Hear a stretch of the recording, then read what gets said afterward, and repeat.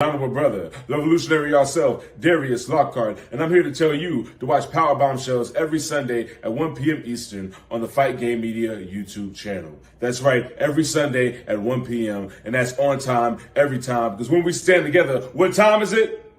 That's right, it's nation time. Hey everybody, welcome to episode 103 of Powerbombshells. I am Sam, that is Mel, and today we have a new honorary broad joining us. We have the the writer and broadcast journalist, pro wrestling Noah's Justin Knipper, who is joining us today, and he also is a co-host of Write That Down with Fumi. Which a lot of you who are on the Fight Game Media Network are probably very familiar with that. So thank you for taking the time to join us today. I'm so excited. I get to be an honorary broad. That's awesome. Yay! First time. I'm so glad that we get to anoint a new honorary broad. Woo, yeah. Cool. Oh, my face is getting red. No, awesome. Yeah, I'm happy. I can't believe you guys have done over 100 episodes already. Jeez, that's awesome. It's crazy. Thank you. Yeah, it snuck up on us and we were like, oh wow. And like our 2-year anniversary is coming up at the end of the month. So yeah. I remember when I was talking to Garrett when this all like came about. It just feels like it just happened. Like it does. It sneaks up on you for sure. Crazy. And we were talking about awesome. it. Like, yeah, when we were closing in on 100, I was like, wait, like just a few weeks after our 100th episode is our 2-year anniversary. I was like, it's happening so fast. Thank you. Thank you. Well, we've met so many. I mean, it's just we've been really lucky. We've met a lot of good people, and we didn't like Garrett. Totally was just like Garrett is. He's so. I always say it. He's the podcast matchmaker. He is very good at like finding people who enjoy things and putting them together. And this has been He's so much podcasting fun. Cupid. Yeah, a little bit. Yeah. Oh, that's perfect for this time of year. That's lovely. I love it. On theme. Yeah. Perfect. Yeah, it's been like really fun, and you actually introduced us to Lyric, which we got to hang out with Lyric, and that was cool. Great. Yeah, and she actually lives like an hour and a half from me, and so Darius Lockhart, who was on at the beginning, who did this lovely intro for us, he has a well, he doesn't say it's a promotion. He calls it like an entity. It's the Ashe and wrestling, and they had their first show in December. And so I went because I've known Darius for a really long time. And then Lyric came up, and so Lyric and I got to hang out for a little bit, which was really cool. And she'll be at the Ashe second show is later this month, and she's going to be at that. And then we're both going to be at Revolution next month, so that was really, so I was like that's perfect that Lyric is so close and that we can do some stuff, so we appreciate you for introducing us to her. She's lovely. That's awesome that you guys could hook up, and that intro for the show is sweet, and I did not know it was pronounced Ashe. I was pronouncing it in my head A's. And I was like, right. It doesn't sound that cool, but I'm probably wrong. But that's it's like an entity, so it's like a Floyd Mayweather kind of you know. Hi Asher, thanks for joining us.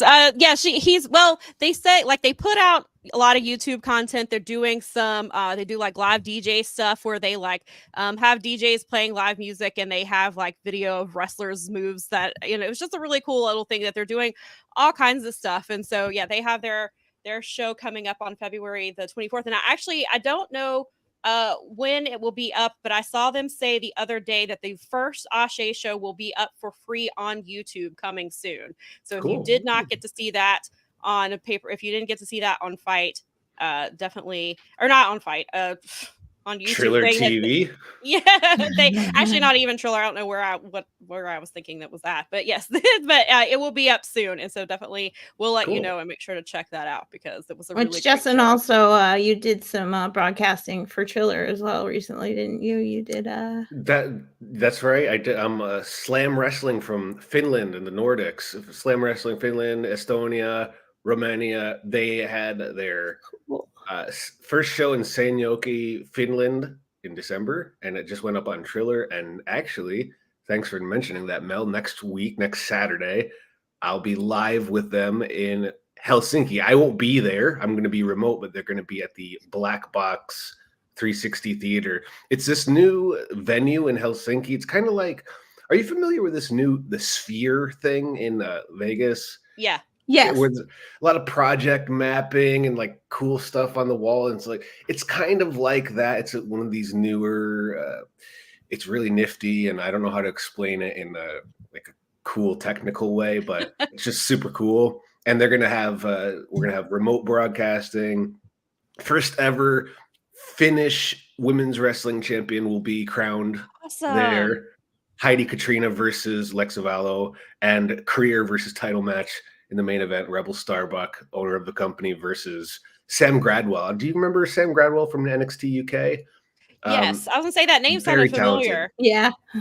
Super talented. And if you're familiar with World of Sport, Marty Jones is going to be special guest referee for that match. He was Sam Gradwell's trainer, and he's the European commissioner.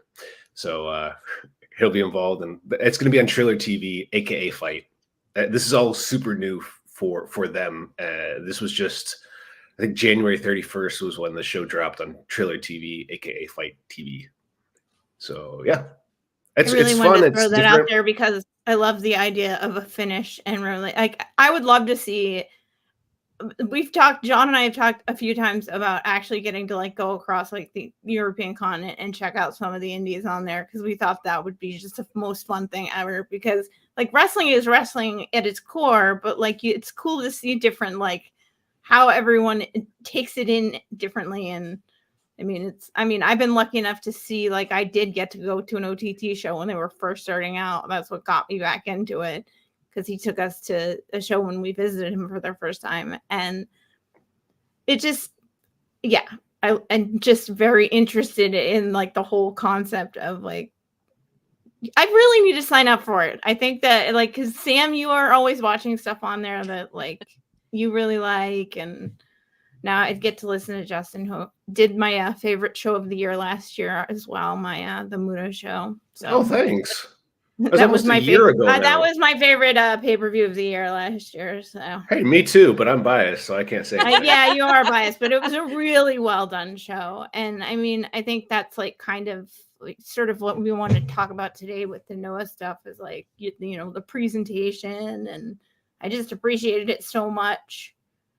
One of the things I really like about Noah is that you guys put like your stats on the like, yeah, that's something that really helps me out because I'm new to the product.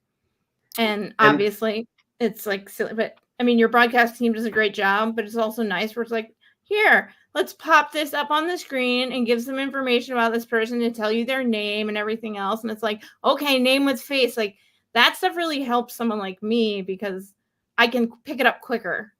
Mm-hmm. So I like that. And that I just like that stuff. You guys have done a great job with all of those things. Well, I'd love to take credit for that, but I absolutely can't.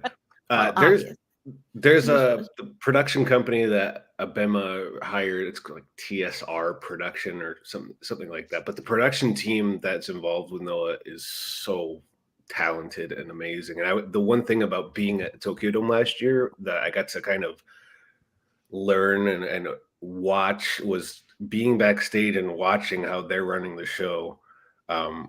I mean, it's pretty massive. The setup they had backstage is just like hundreds of monitors, and they kind of ran the show before the show, so to speak. Not the show, but like the explosions and the entrances.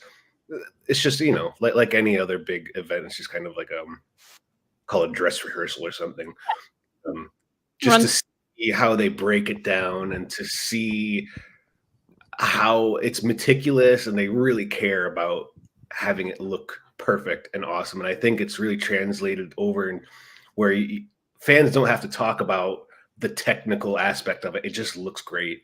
And people mention it all the time. And I think shout out to everybody who's working on the production. And last night, the production looked great too. There's some new HD cameras that they're using that look so cool.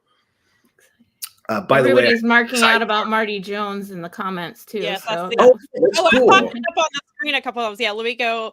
Yeah, so we have this comment here about Marty Jones, the legend of British wrestling, and then whoops, wrong one. It says Marty Jones is an actual legend. He kept a butcher shop while making tours for UWF. Did not know that, but that is awesome. Marty Jones is one of the top names from that era. I mean, It's cool that we have YouTube now. If you type in YouTube, if you type his name into YouTube, there's so much cool stuff. Type in like Marty Jones, Fit Finley, or Nice. Oh, Marty. yeah. I like that stuff. Top stuff. Awesome stuff. If you like, if you like that escapist style, British style wrestling, it's I'm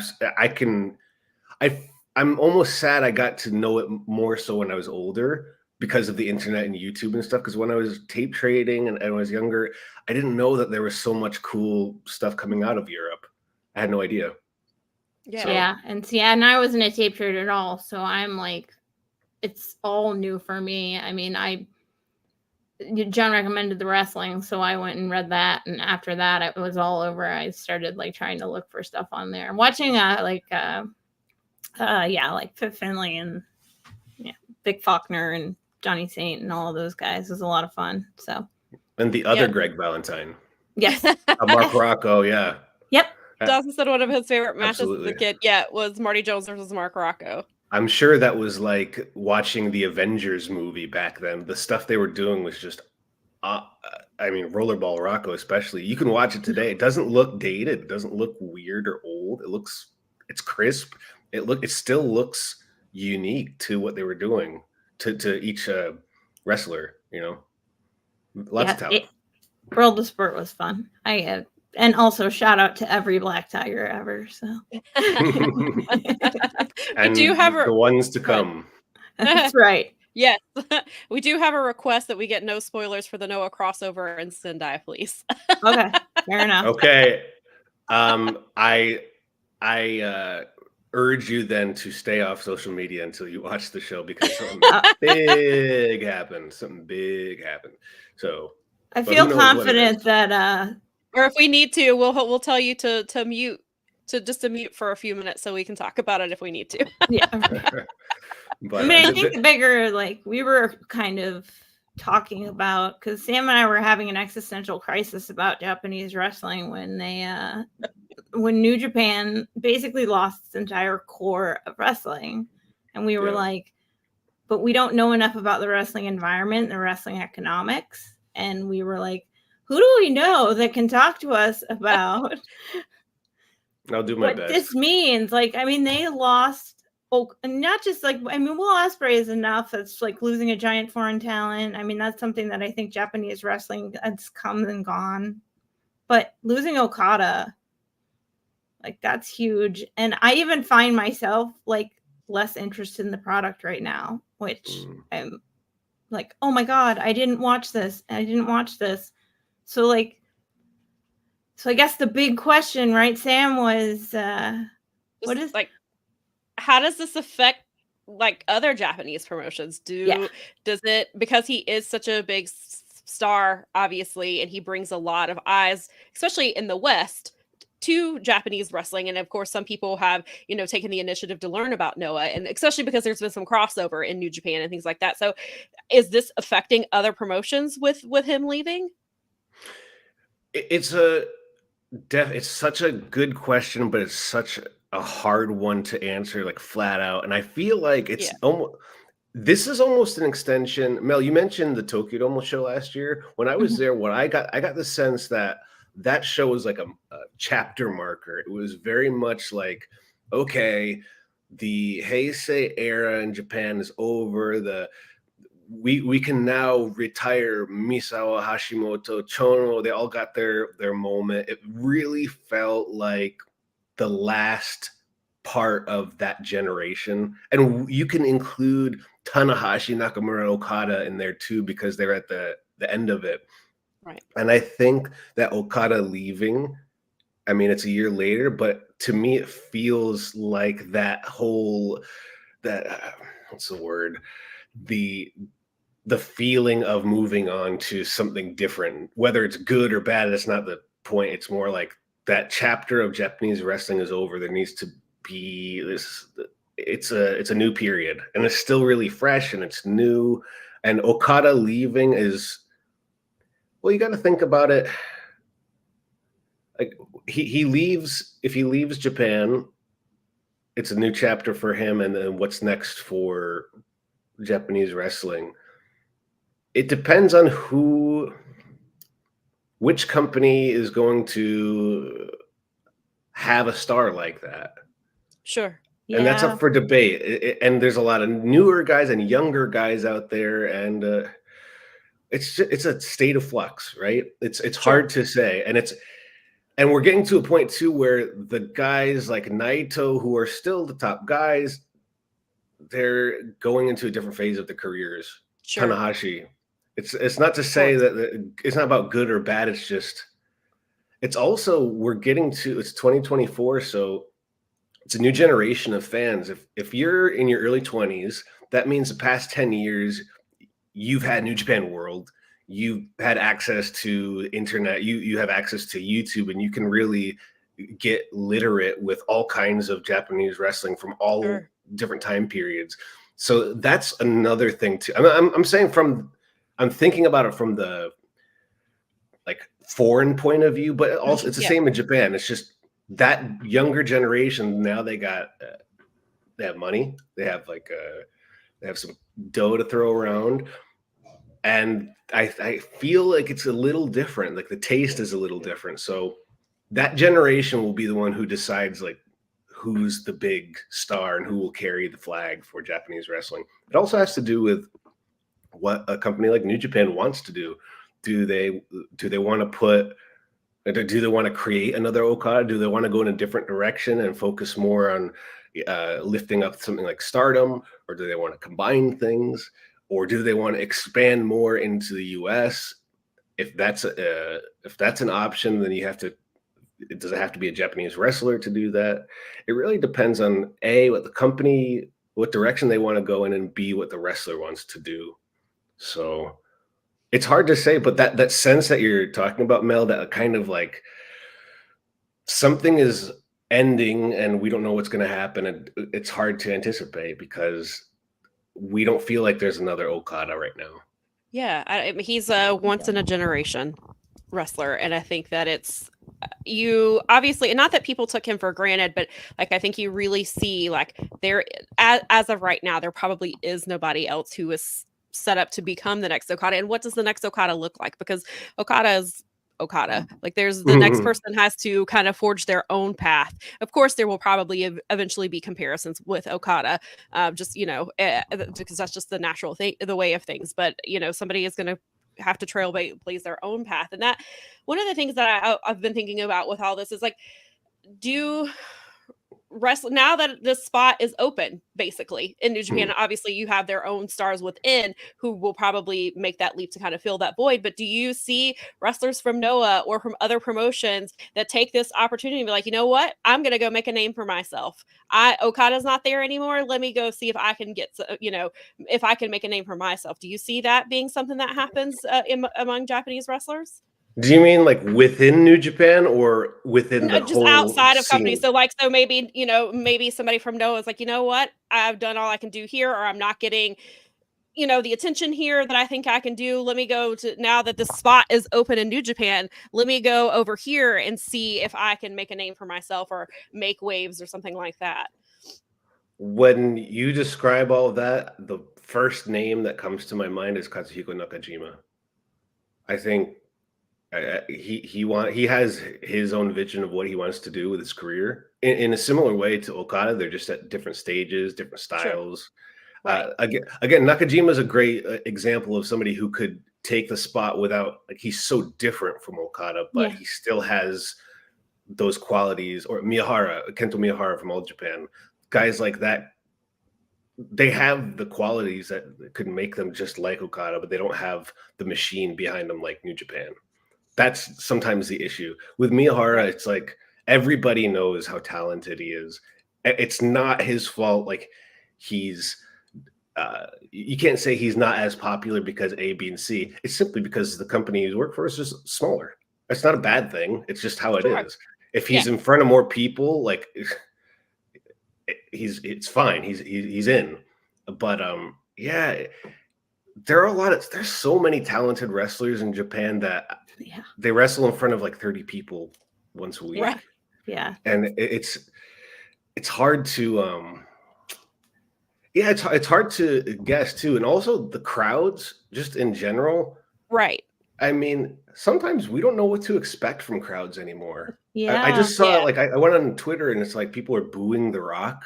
Like I feel really out of the loop, but I don't, I'm just using that as an example of saying like, there's there's variances, or there's stuff that happens in Japan too. There's the crowd will ultimately decide. There's always, there's the wrestlers, there's the office, and there's the fans. You need those three elements to be in harmony for everything to really work. But if something is off, it's gonna be like a weird triangle. It's gonna be like off-centered because it's unbalanced. And I think that a lot of companies have the talent, but the office doesn't have the money. Therefore, the fans aren't coming in, or something like that. It's that will also depend. The new Okada or new big star will also depend on where they're at. And I wonder, will the next big Japanese star belong to one company, or will they be someone who is more transient? They go to New Japan, they go to AEW, they go to CML, are they going to be more of a freelancer? And we're seeing more of that, aren't we? Like we're seeing people that they don't have 100% allegiance to one company. And we're kind of seeing Japan didn't Japan recently do sort of a thing where like the companies decided, hey, we're going to try and work together, kind of like the old days. The old days here, I guess, a little bit, because once it was Baba and Antonio Inoki was like, you picked a side, and that was it. But that was, it's more in Japan now. It's always been more, it's like an open field. It's like, if you want to work here and belong to this company, there's that route. But you can also do like a Hideki Suzuki route where you're a full-time freelancer and you'll work X amount of dates here, and then you'll go to this company and X amount of dates there. And there's not that relationship with the company. It's just wrestler playing the field. So the taboo is like weaker there than it is over here. I think we've grown up with that mentality of, it's like, it's here or it's there, and that's it.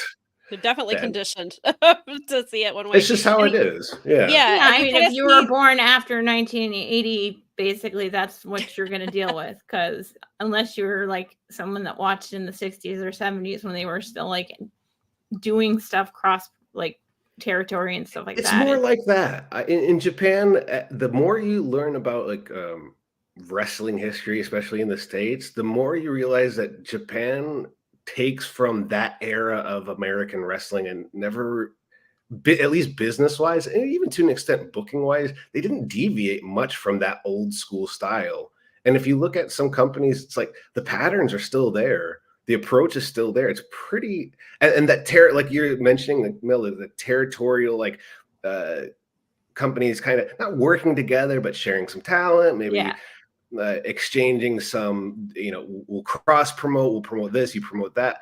That mentality has always kind of been in Japanese wrestling scene. And I think it comes from that early NWA Sam Muchnick era of what's going on in the States. I think it's a similar pattern. To be honest, I think sometimes Japanese wrestling is even like more conservatively American than American wrestling is now. It's kind of true. I think it's because Baba and Inoki worked in America during that time frame and then came back and made what they made. It's probably why that sort of undercurrent. Yeah, it just makes me wonder. It's like, so New Japan would definitely be like the WWE of Japan, right? I mean, they are essentially the biggest wrestling company. Oh, yeah, hands down. Oh, definitely. Okay. I so mean, do you see an opportunity in this for another company to kind of become the superior entity? Or do you think that it's just going to be a matter of like, we need to get New Japan back on track so that we can elevate, all the Japanese wrestling again? It's a good question. I don't know. The only one that could absolutely supplant New Japan would be WWE, but WWE is so, in the eyes of Japanese fans, it's so WWE. It's like there's wrestling and then there's WWE. Yeah, and it's always been right. Whether it's good or bad, it's I understand. irrelevant. That's exactly how I feel. Yeah, but there's a lot of people they've developed their own fans where I think a lot of the Japanese WWE fans, they're not as interested in other wrestling. They like it as like it's a cool American thing. It's like, I don't know. It's like a Cirque du Soleil or something. It's just a cool thing. And whenever they would do Ryogoku, that there would be like these lines of WWE cosplayers everywhere. They love. I mean, there was a TV deal maybe like 24 years ago. What was it? It was DAZN, but Japan's DAZN has like different capabilities than worldwide DAZN, at least back then. They got on TV, and that generation, they're going to be in their 20s and 30s now. But again, I wouldn't necessarily say it's like a threat to. It's not like a war. It's just kind of like we're all jockeying for position. And also, you got to realize that New Japan has TV Asahi connected to it. Right. Noah has Abema connected to it. So there's more like influence from TV channels. And what they want to do, where they want to go. So that'll always affect it too. So it all depends. Yeah, people watch differently in Japan too.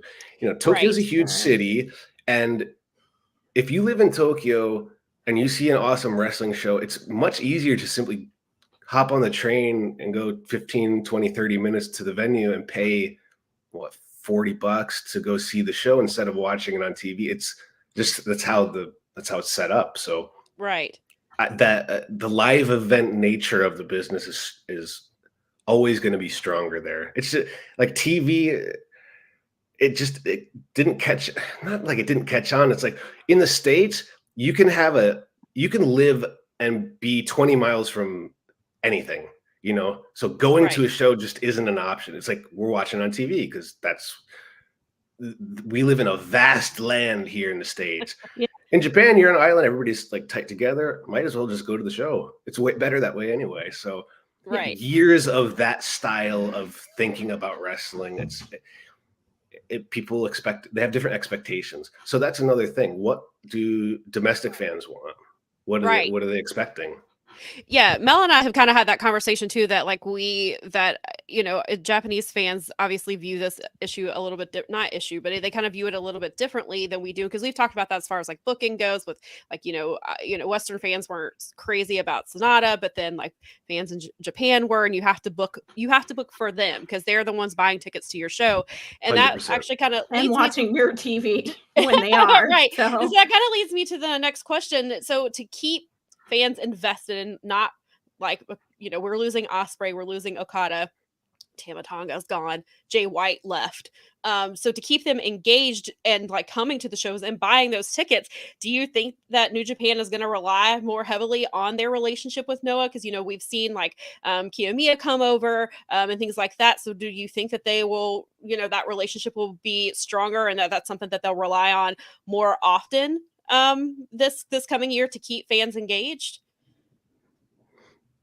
Yes, a little bit. I mean, so also about Noah and New Japan. So like I said, TV Asahi they've always been a big part of New Japan. Bushiroad has a majority. They're the main people involved, but TV Asahi is New Japan, but also you got Noah over here, and Noah belongs to Abema TV, which TV Asahi has a stake in. They own like 30% of that. Okay. So there's a connection there. So it's not even like it's front stage, but it's also backstage. Like there are connections. Sure. It's not as much like working together as in like, okay, last night, no spoilers, don't worry. There was a show in Sendai in Japan, and it was on relatively early, and like right after that was like the New Japan show. Like it started maybe a half an hour after the Noah show ended. So, there's like coordination. We're not trying to like cut each other's heads off. Right. That's just the way of doing business in Japan. It's like, let's do business. Let's be civil. We'll work together when it benefits both of us, because why not? Because it's business. And and if but it's still, there's healthy competition. There will be more of that, but also I think with New Japan, they have, I mean, the not so forbidden door. It's kind of just a door now. It's like you go in and out. Yeah. The door. Just a door. It's just like one of those like things that you slide like between. It's a sliding door. The sliding thing. It's just like well, now, but the cool thing is like you said, like Jay White, and I don't know where Tama Tonga is going, or like Shibata is still like, it's like not like they're that far away. It's kind of like when you move, but you move down the street. Like, yeah, I'm moving, but if you want to come hang out, it's just like 5 extra minutes. So, like, so it's like technically you move. So like that's why Okada going to WWE feels like such a bigger jump, because if he signs a contract with AEW, very good. But what can he offer the world that's new, or that's a continuation? Like what is the big draw? Because we've seen him with Jay White. We've seen him with a lot of the wrestlers in AEW, either recently or from over the years. It would be cool to see Okada Omega 4. I'm sure it will happen someday, but it's kind of like New Japan and AEW have a good relationship. So it's like if they wanted something to happen, they can make it happen. It's what can that do? Like it makes New Japan's position kind of limited, don't you? It's like kind of they're not a part of AEW, but like I said, there's that door. So right. I mean, they have a co-branded pay-per-view. Well, and how much do you want to rely on everybody else's talent, though, and not build your own talent? I mean, they do have their own dojo system, so fundamentally, and they do have young talent that, I mean, the fact of the matter is right now, and it's kind of one of those situations, and this has happened in the past, I mean, but it's kind of sink or swim time for, like, the threesome, and like they're gonna have to lean on some of those people maybe before Gato or whomever wanted to, because they don't have Okada anymore and they don't have Ospreay anymore. And I mean, maybe that, like, are they gonna put the championship on Zack Sabre? Like, are they gonna have a foreign guy hold the belt for a while? I mean, I'm not saying that Zack Sabre in my mind could absolutely be IWGP heavyweight champion, but I mean, what do you do with that? Like, TMDK is the head of, like, what story do you build around that? And will the Japanese fans be interested? Because like you said, Sam, like, we're not going to Corkin, like, because that's a really long flight from here. Like, sure is. I mean, I love the idea. Like, I love that, and I hear it all the time, and I will get to Japan before I will get there, and I will, because I want to be able to, like, do the thing where you go around and see 5 shows in a day, because the train just takes you around and makes it so easy. Because it really sucks. Like, a weekend, like, it would be awesome to run, like, for the culture in a situation like Japan has, where the trains are all right there and you could just get around to every show. Yeah. Because doing that, we went to New York and we're trying to get around to all the shows, and it was you can't even walk somewhere in New York. There's too much walking traffic to get. It was actually quicker for us to get Ubers to places than to walk to them. Yeah, I can imagine. So what did Colin say there? Oh, we have CSJ for champs in the okay, so in the comments. And so actually, I do want to go to the comments, because there are a couple comments, and then there's a question in there. So we'll go back up here where we have it says, "Call me an optimist, but I think New Japan will be fine. President Ace always says the day and the end. That's his thing." He also says, and I don't know if I'm going to mispronounce this, so please forgive me. Super Sasadango machine. So Don, you're such a jokester. I was like, I'm not familiar with that person, so I was like, I Super can't comment. Sasadango machine. He's a Dragon Gay, I believe. He's a hefty, silly wrestler. He's not super strong machine. Oh, he's like Giant Yano. something like that. But he has the super cool, super strong machine mask. Nice. I mean, I'm just saying, cool. If I was Noah and I had like Keno and Soya and some of the people I had, I wouldn't want to be renting them out to other companies. I'd be wanting to elevate them myself, because they're freaking good. Like, that's one thing too. I think with a company like Noah, sometimes it is better promotion to have your like your company's people, like kind of sending them on a PR mission, like we're seeing with Kaito Kiyomiya. He's been waving the flag for Noah. It's like it's a giant PR campaign, isn't it? I mean, well, it worked. I mean, because that's like, it made me finally be like, okay, I'm going to try that 7-day Wrestle Universe thing. And I did it just in time for the Muda show, which was why I did it. And I've not regretted watching any of the shows. There's lots that of I cool have. stuff on there. Even I if you just don't like seeing, Noah. I mean, I didn't get into Japanese wrestling until the last like 6 or 7 years. So it's all new to me anyway. It was like, I kind of like realized in the last 5 or 6 years, hey, there's this whole other world of wrestling besides this one thing. Mm-hmm. And once that happened, it was like opening a Pandora's box. And I am a Japanese wrestling fan. I mean, I'm there. I really prefer it. I have rules where I won't watch like Japanese, like I won't watch New Japan shows on the same day there's an AEW show because I don't want to be doing the thing where I'm like comparing them. And I can't help myself. You can't watch one right after the other without and then not. I watch Noah mostly, and watching other companies, it's just very different. It's just different. It is. But the Noah fans, they want what Noah's giving. And even if it's not like New Japan's new wide audience, the Japanese fans want cement. It's called cement style or like hard hitting like bachi bachi sound. They want realism. They want they don't want BS. They don't need talking. No talking, please. Just action. Clean finishes, no outside interference. No outside interference. No outside. No house of torture. No ref bumps. No shenanigans. No, I think New Japan needs to come up with some kind of referees insurance policy. Agreed. They need, if you're going to sign up to be a referee, you will get beaten up all the time, and you cannot fight back because it's illegal.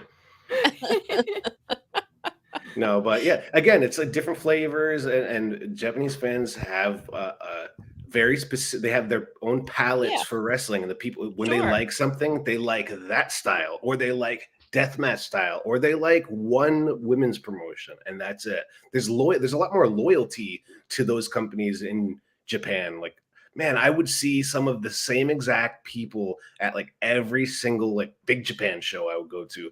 There'd be a couple in the same spot every single show, or there'd be the same 3 guys, like the mean Muppets, the old guys in the balcony, the same guys saying the same stuff about all the same young wrestlers. There's that element to it too, which is really cool. That's what really lifts those smaller companies up, is the diehard loyalists. Yeah. So that all factors into like who's going to be the next big thing, or of course, what does the company want from somebody to be the next? Do they want to be an international big thing? Do they want to be a domestic big thing?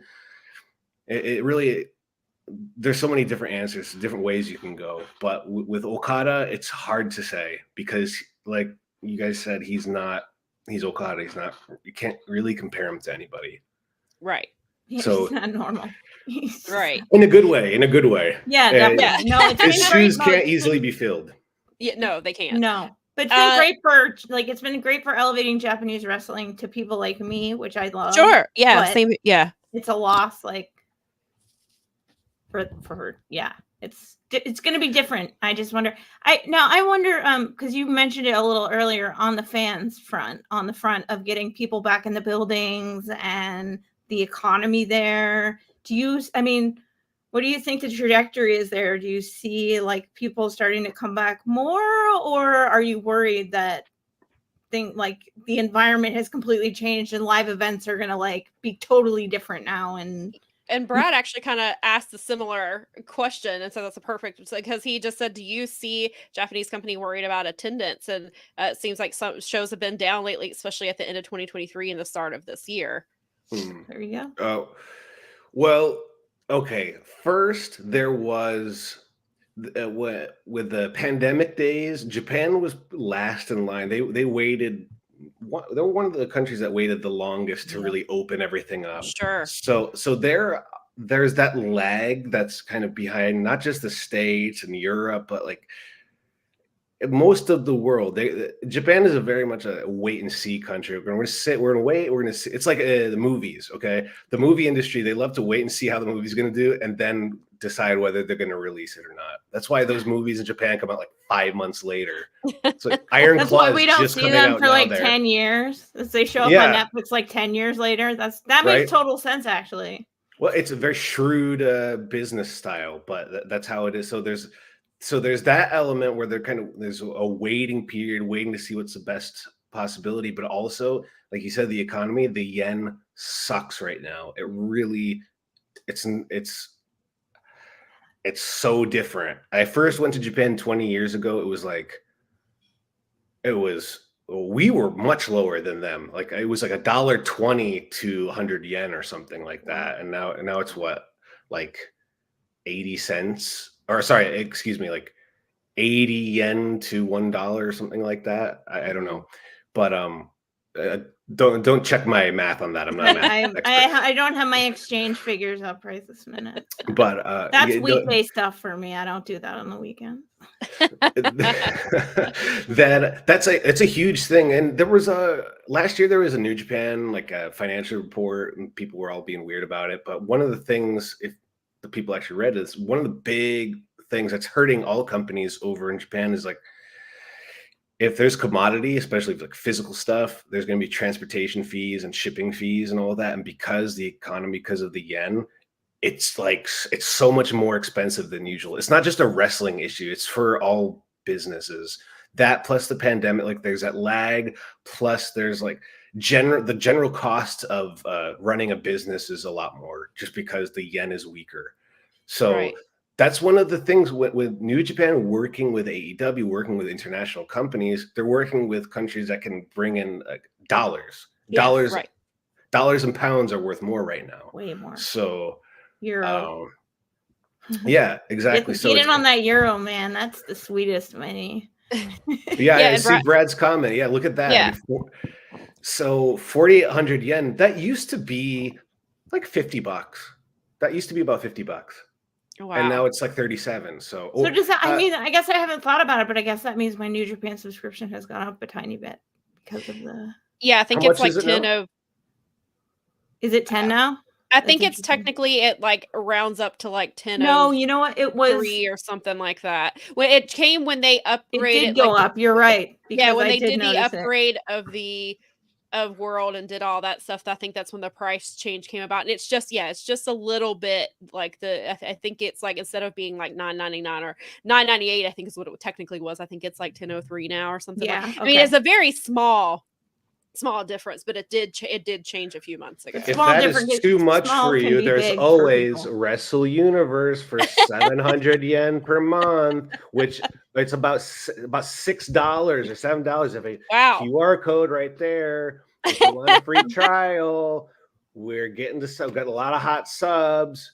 Woo-hoo. It's a really great. I love it. I really enjoy it. It's got DDT on it. It's got TJP on it, which is cool because I like watching. I mean, it gives me a chance to, because I can't do Stardom World and New Japan and so so that one's kind of the one to pick. So I get that, which is I kind of like TJPW. It's I feel like Stardom is a little more like New Japan, and TJPW is a more like DDT almost level.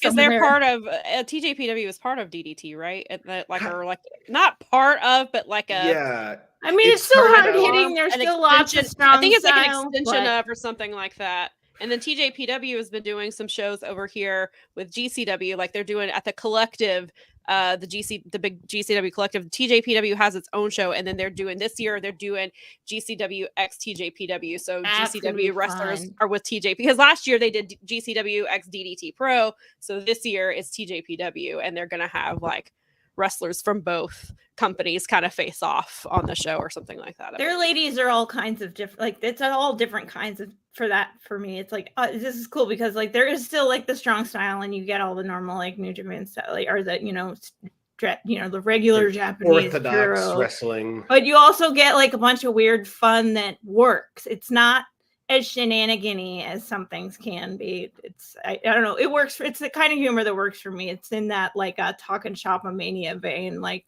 more serious than that, but right in that vein where that makes sense to me and it's in my wheelhouse. I like it's cool, it's different. Yeah.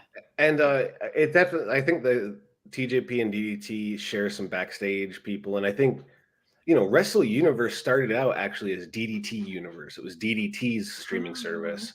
And then Cyber Agent got involved and things expanded and things are different now. But I should mention, actually, I don't know if many people know this, but there's also a smaller company called Gambare Pro that was on Wrestle Universe. They are going solo as of the end of March. They will not be officially a part of the Cyber Fight family, but they're going it alone. They're doing their own thing, and everybody's very happy for them. But there's a lot of cool stuff from Gambare Pro too. Yuna Manase and gosh, who else is in there? Yumehito was Yumehito's son. There's lots of different options for cool indie wrestling in Japan on Wrestle Universe. And they also have, if this floats your boat, you can watch some AEW matches on that. If it's involving like Takeshita or Riho, you get the Japanese. I think you might have to have a VPN for that, but those are options too.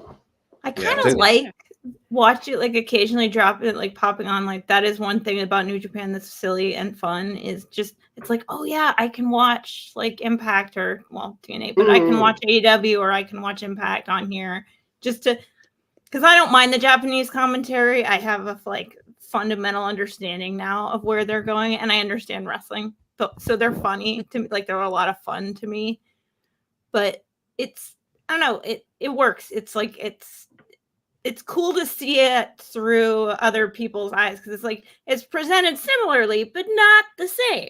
It's different. It's just a little different. Because fans have different values and they expect different things. So yeah, listening to like Noah English commentary and listening to Japanese commentary, they're talking about two different, like not completely different things, but it's like it's a different flow and a different like.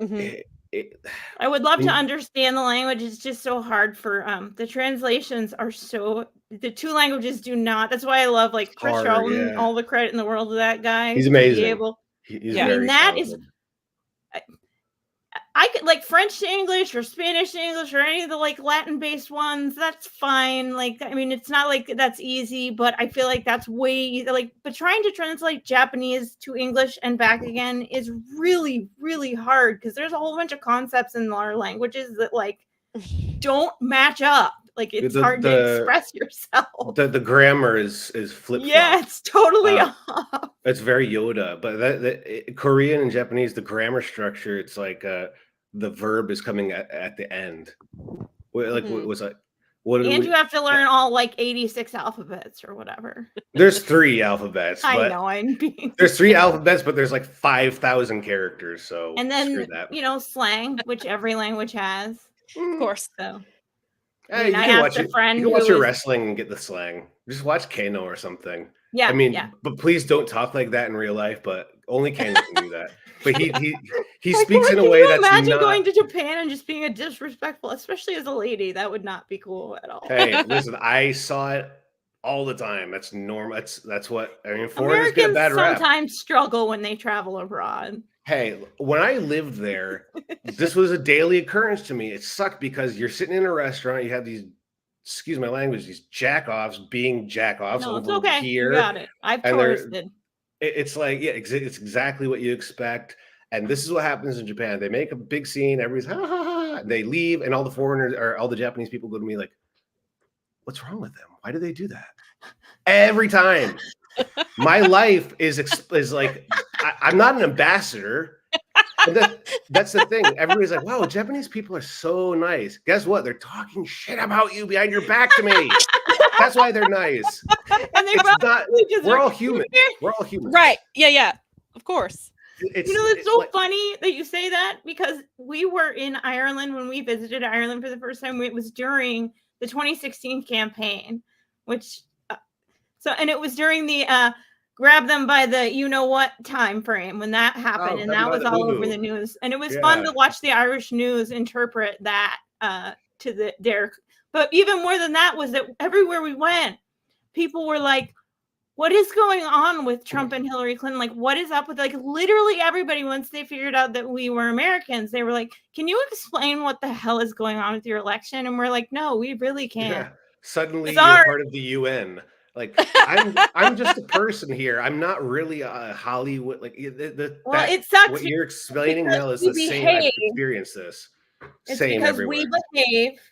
We are then looked to, because a lot of American tourists, you can always tell an American tourist. I know it. We know it. Everyone else knows it, but American tourists, because we just have a certain way that we do things, and American tourists are kind of like the stereotype. It's real, and sadly, and it's More very embarrassing smug, for me and they as a responsible traveler. I don't Yeah. appreciate being lumped in like that. Oh, But then as soon as the people in the country realize that you aren't one of the typical American tourist types, then they start like quizzing you on America, like, what in the hell is happening with you people? We don't know. And it's like, I wish I could really give you that an answer, but I just don't know. Oh, yeah. I can't imagine like living day to day and being like the ambassador to Justin, explain what Americans, what? It's less like that, and it's more like, why? Why? We don't know either. We don't I don't know. I don't know. I have no answers. And it's not American. It's not always Americans. Yeah, of course. Those Westerners, freaking Australians and New Zealanders, those Kiwis. Oh, they like to get loose. I was there for the Rugby World Cup in 2019. Those maniacs.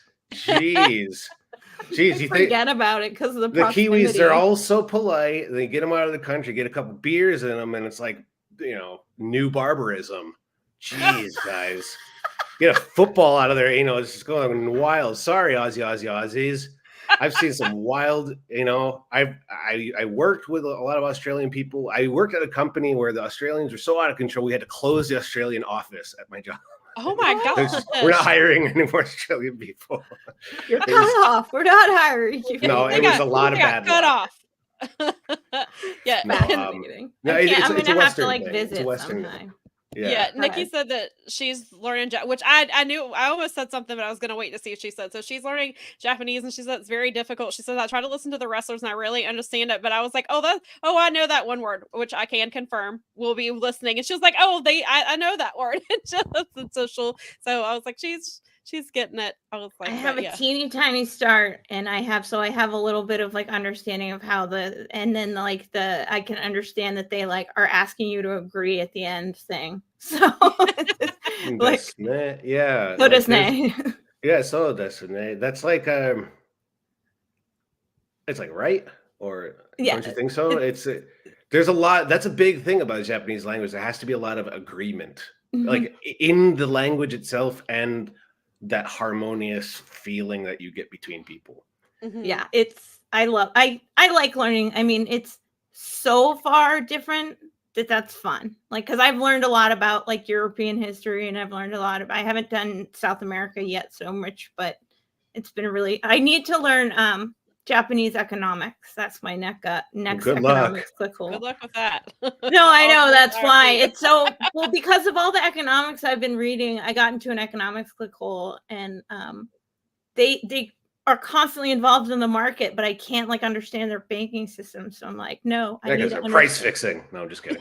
No, that's universal. No, Japan is a hotbed for white collar kind of crime. It's very, very high end number people, book cooking and all of that. But yeah, there are things that in Japan that are kind of normal that we would think are like, wow, that's really bad, and vice versa. Sure. Back to Okada. It's like, it's about perception, like how you're seeing it. Although it's not necessarily different, it's just you can see it from a couple different angles. Yeah, cultural perspective. Our chat is always on a delay, so some of those conversations come up. But that's when you were talking about going back to the Aussies and the Kiwis, is the Irish version of what you're describing is asking if you know someone's long lost or their long dead relatives. For example, my great grandfather was from Silgo. Did you know him? That's a very American thing. It's to say I'm half Irish, but I'm Irish American, like from Ellis Island. and the other half is Italian, and that's what Italian Americans do. Like, hey, I think my mom is from like Biscotti or something. Is it from here? It's like that's verbatim. I'm taking that from a story from my life, so that's why I could do that one that well. But it's such an American thing. It's like, I think my family is like from here or something, right? And then the people that live there just like, who are you? Why are you speaking Italian? It's so American. It's just You're like so right. It's so but funny. it's so, You it's go so around all the presumptuous. places, all the like they know it too because they make money off of it. Because you go around to all the little places, all the shops, and all the like famous areas in Ireland, and they have all the little family like emblems all around because they're like, we know you're gonna come ask us where your family is. Like I got told by a couple of Irish people because I was like, I knew my last name and I knew where my family was born, and I actually had like I knew where my family was from in Ireland, like so I understood, and they were like, okay, you get to be one of us, you're fine. And it was just like, because I wasn't asking people, I was like, no, I know that my last name was Horgan, and I know that they were for some people were from Cork, Horgan? some people. Like Hourigan? No. Okay. Horgan. But I have a and then they like completely changed it. All of my family got changed through like moving to America. So I mean, almost none of the names, with the exception of my Italian side, they did actually go by our last name, but everybody else, we shortened it or we changed it, or somebody at Ellis Island gave it to like my great grandparents. A lot of them got named at Ellis Island, so where they took their last names and went, I have no idea even how to spell that. Your last name is Raven. Like they're just like, all right. It's just no stopping. Just all right. Yeah. I mean, my Jewish grandfather shortened our last name for business because our last name, and this is no joke, we are Jewish, but he was like, our last name sounds too Jewish, and he wanted to go into business. And at the time, obviously, there was stigma, so he shortened it to Gray, and that's generations ago. Reverse Saul Goodman. Yeah, exactly. What was I going to say? I forgot what I was going to say. It must not have been important. Never mind. We do have a couple more questions in the comments, so if it comes back to you, let us know. But cool. So Brad he has a couple questions. One of them was he hasn't done a deep dive on Wrestle Universe. Do they have the old classic Noah shows on there? Good question, because but like it's weird because, and this is another issue in Japan, like licensing is so tight and meticulous and they're really, really, really, they enforce license law hardcore. So G Plus owns a lot of the old stuff. There is some old stuff on Wrestle Universe, but like for example, the first Noah show ever is on there, but it's not the original broadcast. It's the Samurai TV rebroadcast from like 6 years later with Akira Taue doing commentary. Ooh. Because Samurai TV, they can, if they own a piece of, if they own a show, like a replay of a show, they can license that out back to the new Noah, which is under Cyber Agent, Cyber Fight. So some of the stuff is on there, and there's more and more that's being updated to the archive, but there's a lot of stuff that simply, it was either G Plus, NHK owns a lot too, and NHK is more and more, NHK actually has a pro wrestling YouTube channel right now, but it's all in Japanese. There's English on it too, but they show lots of clips of old, like the whole library from old All Japan and what of Noah they own. And they are showing it. Kenta Kobashi is off and on hosting, and the old announcers from All Japan often host. But like NHK they own quite a bit of old stuff too. That's a good question, Brad. Yeah, I wish there is old stuff on there, but sometimes it's not the original. It's like a rebroadcast or a replay. So like Wrestle Universe is trying to acquire as much as it can that doesn't belong to other channels. And the G Plus deal was like, there's a lot of stuff under that, which is NHK. It's connected to NHK. Yeah. So there will be more and more older stuff, but the classic stuff is going to be, I'm going to say you might have a better chance on YouTube. And it's just because it's like, it can't be like, I don't even think you could buy. You would have to either go buy the hard copy DVD in Japan and be able to play it on a DVD player that has that region. You know what I mean? So I think for some of the stuff, if you can find it another way, I'm not going to hold it against you.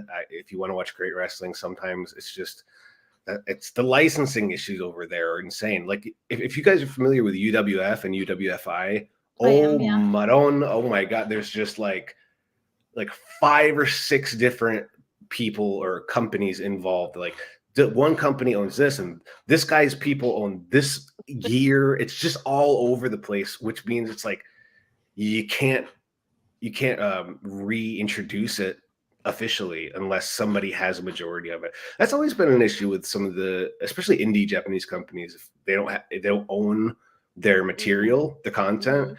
So some company like UWF, the licenses are split in such different ways between TV companies and people and like wrestlers' offices. Like there's like some people that have UWF stuff, right? Like they actually have it in their personal like possession. Or like somebody like Akira Maeda. It's normal for really big wrestlers like Keiji Muto or Akira Maeda. They have their own office. So if you're that big, like Muto, he can do whatever he wants via his office. I don't really see that as much over here. It's almost like he's an independent entity.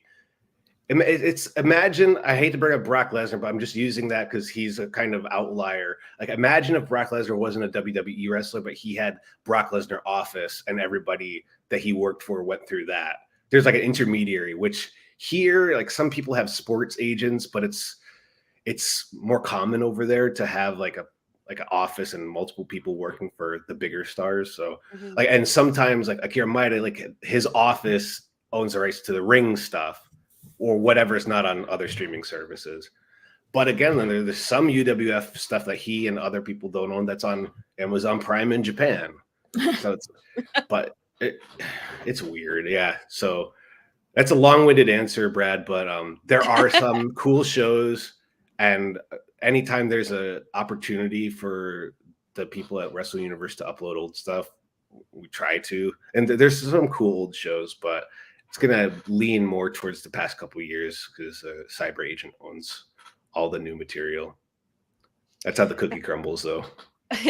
And so Colin asks, why do you think, I'm not going to pronounce, is it Ganbare Pro? Yep, you nailed it. Leaving? Oh, good. Why they're leaving Cyber Fight?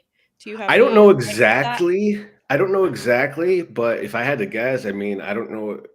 We were talking about economy before, and I don't know if Cyber Fight would be able to support a smaller company like that. I'm guessing. I do not know. I don't have any back knowledge. I know that the announcement was formally announced last week, and at the end of March is going to be when they're going to be out. I think it must be a contract thing too. One really important thing to note about Japanese business culture is that the fiscal year ends at the end of March. Oh, that makes sense. So, but like if there's a foreign company based in Japan, though, like a Disney or something, those companies will be on like the international our scale, fiscal, world financial schedule. But in Japan, it's also school year as well. So end of March is going to be like a lot. You always see stuff in April. That makes a lot of sense. So and that's when the sakura, the cherry blossoms are in bloom. It's very much like the beginning of the year. So that's, again, I think that also has something to do with the timing of it. It's like maybe the contract was up. But I've seen a lot of the Ganbare Pro wrestlers posting on Twitter saying, we're leaving, but we're all sticking with the company. We're going to do our own thing. They're just going solo. It's a smaller company, but, the details, I'm not sure. I'm sure they'll come out, but they're a company that I just want to watch more of. It's a very interesting little company, offshoot of DDT. You see some familiar faces come through there, but don't know the details, but good question. But yeah, again, I'm sure it has something to do with like the contract. There were other companies, like I believe Basara was a part of Wrestle Universe for a minute, or when it was DDT Universe. So some smaller companies use it and leave, and could be part of the contract. So We have a question from Brad, and I don't know if you'll be able to speak to this at all, but he said, "Are you able to speak on WWE trying to get a foothold in Japan?" Well, I can speak on like they had a deal. WWE had like almost a 20-year deal before that with J Sports. That was another channel, and it ran out right when the pandemic hit too. So it was almost like there were a couple of years where they didn't have any presence in Japan. So the Abema deal is the beginning of that foothold, but I wouldn't think of it like a direct threat to Japanese wrestling. Like I was saying before, it's so its own thing that it's almost like it's not really it is competing, but it's not really. I can't stress it enough. People sometimes I feel like they don't believe me, but a lot of people in Japan look at WWE as just entertainment. Like, okay, they call it entertainment wrestling or ameresu. They say that, the fans say that. I'm trying to tell people that, and they're like, no, yes, I'm there. I believe you. I totally believe you. I know you. Smart people usually tend to people with higher IQ. Oh, like, don't get carried away now. Okay, no, I'm just saying, they view it like, oh yeah, it's like funny, like they're talking, haha, they're doing like all this, like, and they punch like this. They literally see it as a soap opera. Yeah, or as an American thing. It's like it's cool. Look at his makeup. And they love seeing people like Asuka and Nakamura, Io Sky. I mean, look, aren't like most of the WWE champions Japanese right now? Yeah. Well, because they're on quite a Japan. few of them. I don't think Yeah. Shinsuke is not, but he's been featured more prominently. And then but Io and Kairi both have titles. Can I share a little Asuka secret with you guys? Absolutely. About Nakamura. Okay, so I'm in charge of the Noah YouTube, the English version of the channel, and there's a video on there. It's Nakamura's entrance. It was when Nakamura had the match last year, Budokan. He had this awesome entrance with violin player, and he was wearing the white outfit. It's a cool entrance video. This video every month gets at least 50,000 views. So to tell you, like, to try to illustrate the scale of like how big WWE is compared, it's like it's amazing seeing the numbers, how they dwarf other companies just in terms of outreach and finance. The gap is massive. That video for that page though is just unreal, like gangbusters success. Because I don't know directly why, it's partly the algorithm, and I think a lot of it has to do with Nakamura has had like a bigger role in the company this year because of what I believe Brad originally asked. That is what they're kind of doing to establish themselves in Japan. But I think it's more like establishing themselves as opposed to like going up against. I don't think you'll ever see like WWE running Tokyo Dome the same day, New Japan.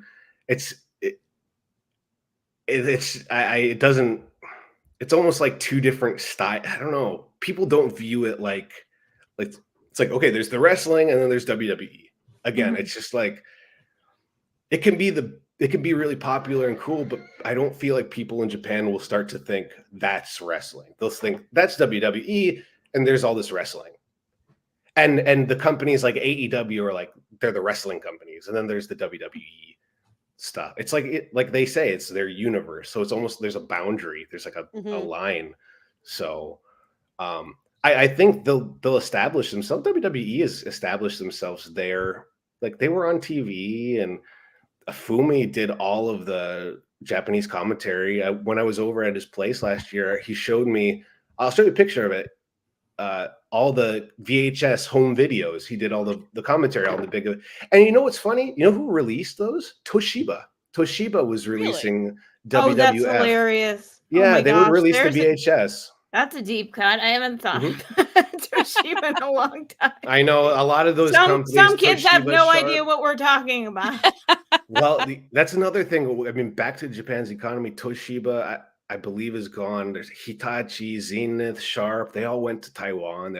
They left Japan, or they closed. So these little things, they color the current climate of what's going on in Japan. It's not Japan of the 80s where like every TV show movie had like evil Japanese businessmen in it.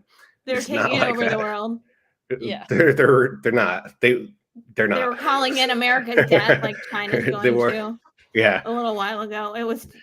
There was a like stint where China was going to call in our debt, and then before that it was in the 80s and like early 90s it was the Japanese were going to call in our debt. It's like that's not how the economy works, you guys. It makes for good TV though, so great TV. And ridiculously backhandedly not cool 80s movies. But that's sometimes I think that's one of the things that, like, when you think we'll go back to WWE, it's like it makes for good television. I think that is the underlying value of WWE, good television, whereas Japanese wrestling and other styles of wrestling are about good wrestling, wherever it is, wherever it may be. And I'm not saying one is better than the other. Both have advantages. Like, if you're doing an entertainment style thing, you could do anything you want, really. I mean, look, that mentality leads us to like Orange Cassidy. You know what I mean? We wouldn't have people like him otherwise, because it's a more open field. It's just it's like music. It's like a different genre, but it's like not completely different. It's like saying hard rock versus heavy metal. It's like, oh, okay, whatever. You know what I mean? It's the same. We're in the same ballpark. We're speaking the same language. It sounds a little different. That's it. Right. So, right. And whatever happens with Okada, I think will be like a representation of like how people feel about that. And Okada is a perfect example, because if you look at his wrestling style, he wrestles like he could have been great in 1986 NWA. He doesn't wrestle like Will Ospreay, but he can keep up with Will Ospreay. Yeah. But he doesn't do anything that Will Ospreay does. So I think that's another thing. He could probably work with anybody in WWE and make it kind of cool or interesting. People hated that I brought up that, like, what if we had Okada versus Omos? And I said that because just the image of it, just kind of like, I'm interested because I don't know what he would do. Yeah, right. I don't know. It's more of like, I want to see what would happen as opposed to it's going to be good or not. Thanks, Darren Daza. Yeah, it does sound very rational. I know. Rational is so not in right now. No. Sorry. And bringing this back to Okada, one of the questions that I had was, and we talked about Skinno, correct? Ken, yep. Yeah, I saw a tweet from him, or not a tweet, it was I guess a tweet, something that it was translated, obviously. But he said he blames himself for Okada going to the US because I guess that Noah was not a big enough competition for him to jump ship and come to Noah, that he is likely going to either WWE or AEW. Is that kind of a mindset from other people within Noah, that they feel like their product isn't big enough to attract the biggest star, or is it just kind of him taking that on himself, or is that just kind of what are your thoughts on that comment? I don't want to like just like peel the curtain back completely, but I'm going to say, like, is that a gimmick a little? Well, of course, but I'll say this. I remember vividly last summer. Oh no, it was when CM Punk muffin stuff was happening. Okay. Was that like last summer? That was two summers. Or 2 summers ago. I remember having a long discussion with Noah about realism in wrestling, and how like fans were so hot for that kind of stuff. And I remember, because I think the N1 was happening at the time, and I remember it being so difficult to get people's eyes peeled off of CM Punk that week, because they're so obsessed with the real life drama stuff. Mm-hmm. And Keno is the type of person who speaks like he's always in his character, whatever you call it. Mm-hmm. Japanese people don't normally speak as he does. He has his own thing. He's like he's like a character, like, right. He's going all the way, but he tends to lean in to real feelings that fans have, or what fans are really saying. And he said stuff like that before. And it's not untrue what he's saying, but it is also part of the show. Mm-hmm. but it's not untrue either. So it's kind of up Right. to you to decide how deep you want to look into it. Is like Right. it's up to you. But that's kind of what we've been doing. You'd love him, Sam. He's a lot of fun. You'd love to watch him wrestle. I mean, he's the king of the fist. He's the youngest Nihon Kempo champion ever in Japan. Nihon Kempo is like a kind of a form of karate with more grappling, and you wear the face mask. And he was in college. He was 23, and he was so he has like a serious athletic background as well, and he has a dojo mentality. He talks like he's an old sensei, but he's like my age. He's like in his late 30s. So, I mean, he's a guy that just he's damned by faint praise. That he's one of my personal favorite matches last year was him and Naito at the New Japan. This is the anniversary or the crossover. It was the New Japan versus Noah show, and after Wrestle Kingdom. Mm-hmm. I loved that match, and I loved Kano in it so much because he does what he needs to do in terms of if the fans want him to be one way, he can do it. If fans want him to do something else, he can do it. He's kind of like an MJF, maybe. That's fair. It's very different, but also similar in a lot of ways. I mean, just in terms of like trying to like, it's hard, obviously, like we talked about, to make comparisons. But like, I know Fumi's really good at doing the thing. It's like where he like, it's kind of like, think about it like this, where he does his absolute. I mean, it's hard because of the viewpoint, but really good at like kind of, think of it this way. Like, okay, all right, I kind of get that. Imagine Kano like a mix between MJF and Brock Lesnar. Okay. But smaller, like a stick of dynamite. Nice. I mean, I think he's great. I mean, I've seen him wrestle a couple times now. I think he's a lot of fun. So I enjoyed it. Like, I think, Sam, that you would really enjoy his matches. They're a lot of fun. He's a self-made guy. But he is something. He's like his own. He is definitely an entity unto himself. He's very into parodying his opponents. He likes to make fun of his opponents' poses and incorporate them into his arsenal. I'm not going to give anything away. Yeah. But he had a great match with Wagner Jr. today, and I don't think that gives anything.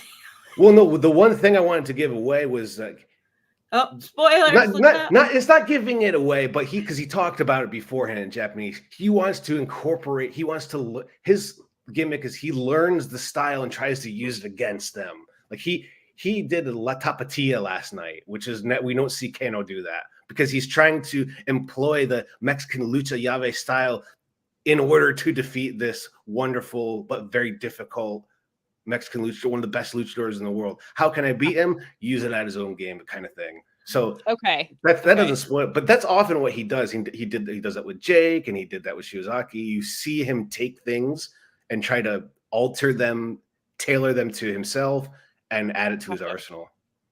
Gotcha. That sounds very cool. I think I would. I'll have to check him out because I'm definitely intrigued.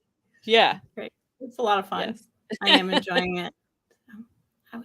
Do you have any if you were to guess, where do you think Okada will land? If I had to guess, this is a guess. This is just a guess. I have nothing. Your gut feeling or what you think. Just a guess. I'm going to base it on this. I don't remember where I read this, but I remember a couple of years ago reading an interview. It might have been like on New Japan's website or something. It's like, if you could face anybody in the world, who would you face? And he always would say The Rock. Huh.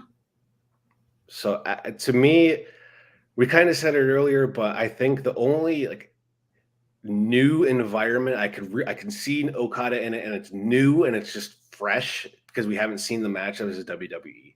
If he goes to AEW, it's almost like we know it's going to be at least very good. At least, you know what I mean? There's a guarantee if he goes somewhere like AEW. If he goes to AEW, is it going to shock and change the world? Probably not. Is the world going to be really excited for it? Definitely. Is he going to have lots of great matches? Surely. I mean, I'd love to see him in Eddie Kingston. I'd love to see him in Brian Keith, AEW. Thumbs up on that. Yes. Awesome. Yes. So excited. I know he just came off that DDT. He used to write that down. He was always retweeting to write that down. So yes, sir. Hell yeah, Brian Keith. Yeah. That's awesome. But yeah, like it would be cool, but it's also something he could do and stay with New Japan if he wanted to do that. I'm sure if he's like, hey, New Japan, can I like hang out in the States and I'll do some AEW shows and maybe some indies?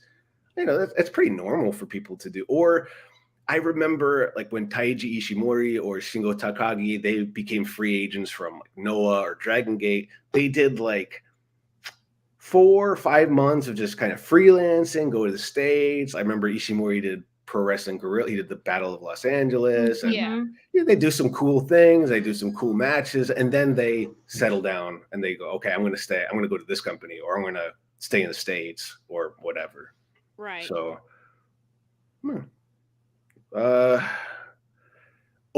WWE makes the most sense. And if I had to guess, you have to base it on like what's going on in the dude's life. He just had a kid. He just got married a couple of years ago. The money, I assure you, would be very different. And we talk about getting a foothold in Japan. Who better to lead the battle than Kazuchika Okada?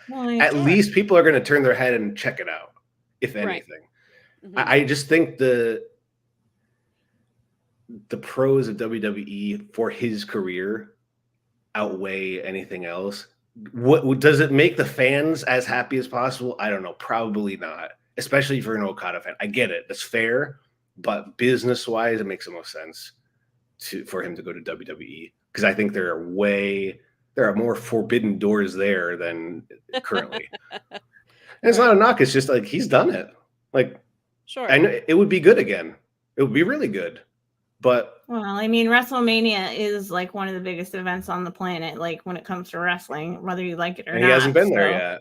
And he hasn't done that. So, I mean, yeah, like I've said, I see arguments for both, for, you know, him, like where he could, like, regardless of where I would like to see him.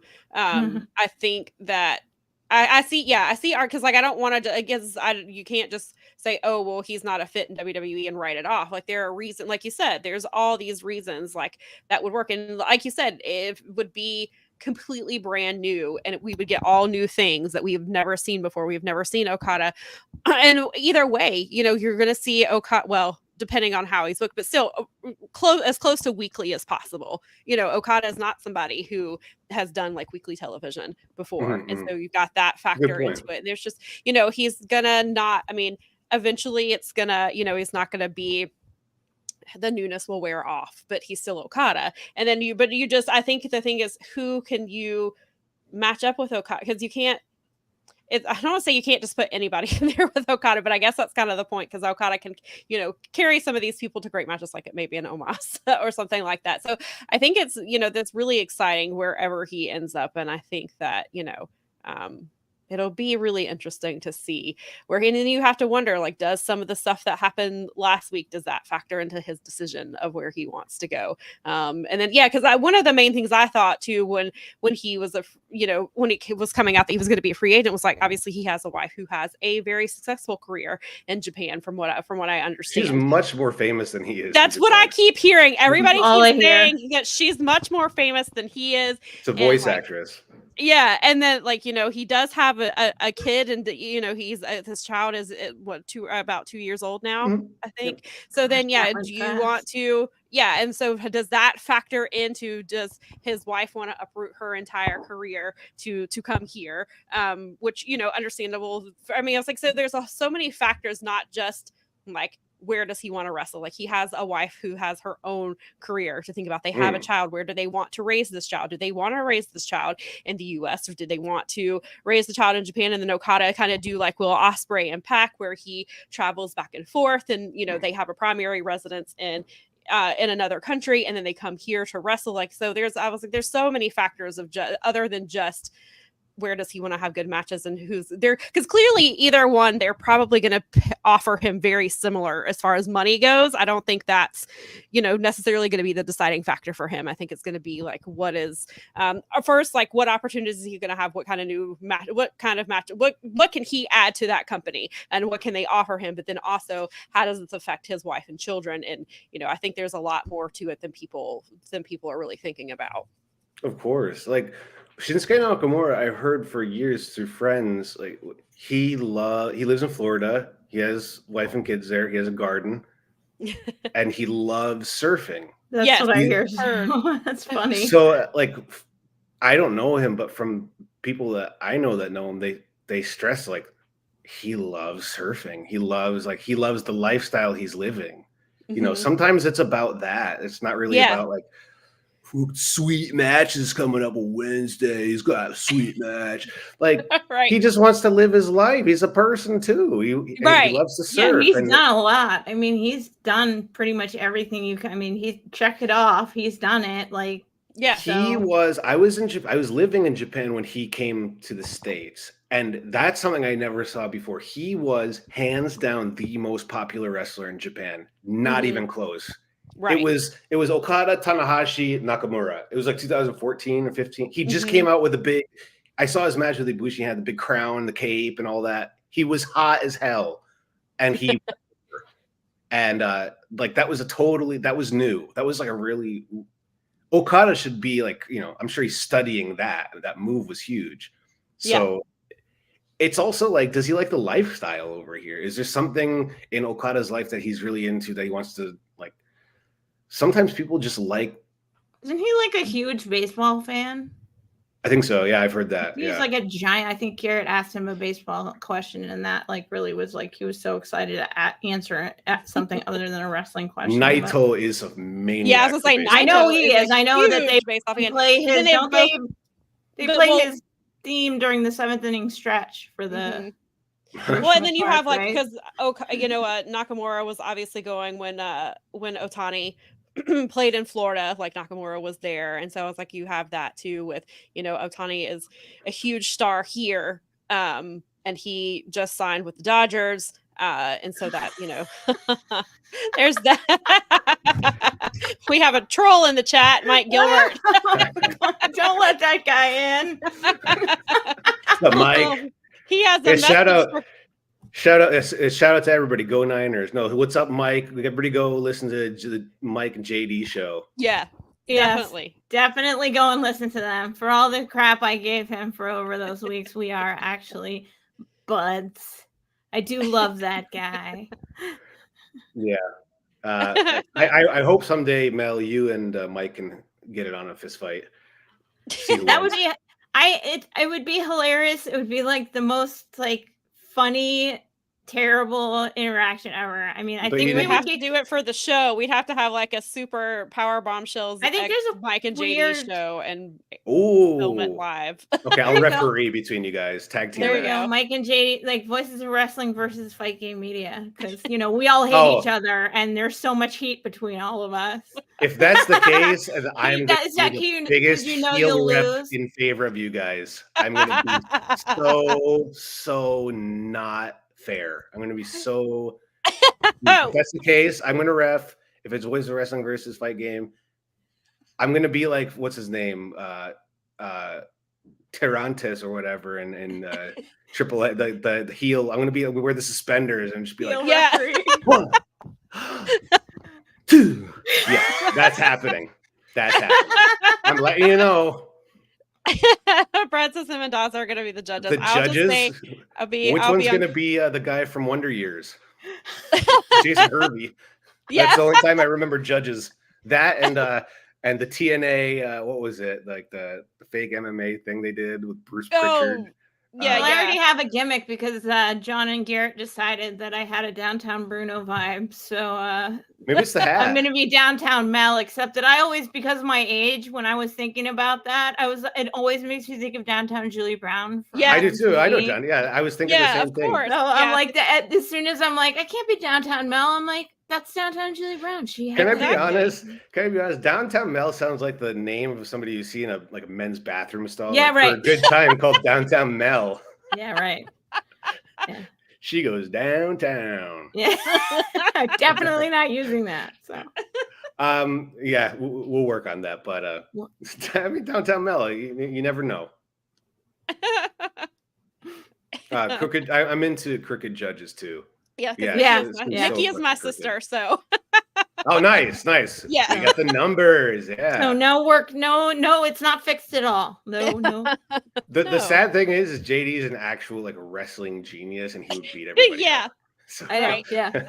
He'd be like, he would kick everybody's ass. he would stand there and he'd be like, I want no part of you people. And he would walk away. He'd be like, I'm not doing this. I'm not doing this with you. I love you all, but I hate you all right now. And he would just walk away. Yes. Dawson says, remember when Meltzer was the UFC judge and the crowd booed one of his decisions? I read about that, but Meltzer was one of the first people, period, covering mixed martial arts in the States. Like if you go back and try to look for anything in the 90s, like he was one of the only guys that was writing in detail about what was going on. It's crazy. That is great. Yeah. Yeah. So okay, well, he's whoever books this, let's book this this event. This is getting out of control, but I think it would draw. I think it would draw. We're a draw. You guys are a draw. We try. Thank you. That's really nice.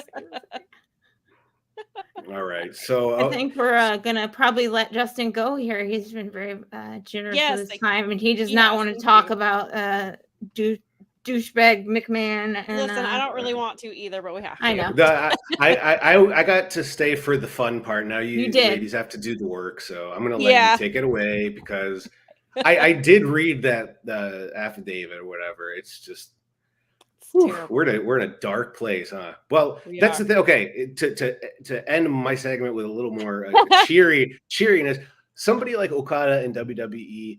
It's exactly what you need to bring like fresh light to a horrible, god-awful, just vile situation. Right. The one good thing about it is that he is literally so far away from that. Figuratively and literally, he's so far away from that. He's not. So if you want to start new, it's going to happen. I mean, this isn't like I'm not trying to support anything. It's just WWE is going to have to fix themselves, and Okada is one option you could have that's like a clean slate, a very clean slate. Yeah. So, and I could see TKO kind of looking at that. Anywhere he goes, I wanted to say something nice about wrestling before. Like, it's been a rough couple of weeks, and I feel like I woke up and I was like, every day I'm like, say something nice about wrestling. Like, think something nice about because we can't let this overshadow the fact that there's so much good stuff that has come of it. It is so easy to like read this stuff and just be like, I'm gonna go watch a movie. Yeah. It's like because you don't. It's hard because it's like we were talking about earlier when you go to a country and you're from America and America's being stupid. And it's the same thing as if you go to your job and you go, hey, oh, you like wrestling? Yeah, Vince, blah blah blah. It's like that's not what you want to talk about. But what you're saying, Mel, is like if you say nice things about wrestling, just bring your love for it. I'm not trying to be kumbaya and cheesy about it. It's just about like you just. I watched Noah last night and I got the vibes like, damn, that was great. That was just good wrestling. And props to Jack Morris, Anthony Green as tag team. Bellissimo, magnifique. They're awesome. And I would say Anthony, from what I hear, Anthony Green seems to be just killing it over there. He's very, very. I think he's very brainy in the ring. I don't think he gets credit for that. He's always right place, right time kind of guy. Yeah, he wrestled. Too. I mean, he got to wrestle here in Charlotte a couple times because he is friends with some people that I know on the independent wrestling scene. And like, not last December, but the December before, they were running a show, just kind of testing things out. And they did it was at an arcade bar. And Anthony, he came and he wrestled, and he he was wrestling some of those students of the guy of Ethan Case, and he really gave a lot to these students, and he's a former WWE guy. He didn't have to do that. He just was, it was really cool just to see the way he interacted, and he gave so much to them. And then he came out and got involved in another thing. And I was really impressed with him. And he seems to just be he's somebody that a lot of people, I don't think he's on a lot of people's radars. And he seems to just be, from what I hear, he seems to be killing it over in Japan. And I know that the office likes him a lot as a person. Good. It's like he's easy. There are wrestlers that are hard to deal with, and there are wrestlers that are easy and fun to deal with. And he's just a smart kid. So yeah. And Brad says that he was able to befriend him, and he's such a good dude, and I'm happy for him. So yeah, that's awesome. I'm happy. He's pretty young too. He's right. That's good. He's going to be one of these guys that. Like if you are rebuilding a company, or you're in a position where you're not on the top, he's somebody you want to help you build it up. He's like a player. He's somebody that you need, and his tag team matches are awesome. Him and Jack Morris. I need Jack Morris to drink some water though. He's looking like he's too ripped. He's too ripped. It's just unreal. But yeah, if you do like Noah and you're not familiar with those two had a fantastic match. It made me love pro wrestling just simply in a very simple, basic way. And I just thought about this because I think we briefly talked about it. Sean Legacy came over to Noah, right? He did, yeah. Yeah, so Sean Legacy, I've known through a little bit through he wrestled at some of the indies here, and he was actually on that show with Anthony Green, and he's wrestled here. He lives in Georgia, but he's wrestled here in Charlotte on and off, and then I know he won that competition and was able to go over to Noah, I think for like 3 months or something like that. Mm-hmm. Came over a couple of times, yeah. Yeah, so that was a really cool thing to see him over there. He's very talented. He's extremely talented, and that crowd fell in love with him immediately. They love him, and they love this fella called Titus Alexander too, from the West Coast. Yeah, I've seen Titus. I saw him when I went to Deadlock Pro second anniversary show last month, and it was his debut match there. And he's a heel. He was very, but he played it up really well. And I think I've seen him. I can't remember. I feel like he did ROH recently too, like he was in part of like a but that's Titus's name keeps popping up. I keep coming across his name. Yeah, he's a workhorse. Nice. That's he was great. Yeah, I like what's going on over there though. It's nice. Yeah. I like expanding my wrestling knowledge all the time. So well, if you want a great feeling and want to watch some great wrestling, watch the Noah show from today. It's definitely. I mean, it just looks cool. It's so easy to watch a show that looks good, even if you're not like fully invested. Like, oh, that looks cool. There were some cool shots too.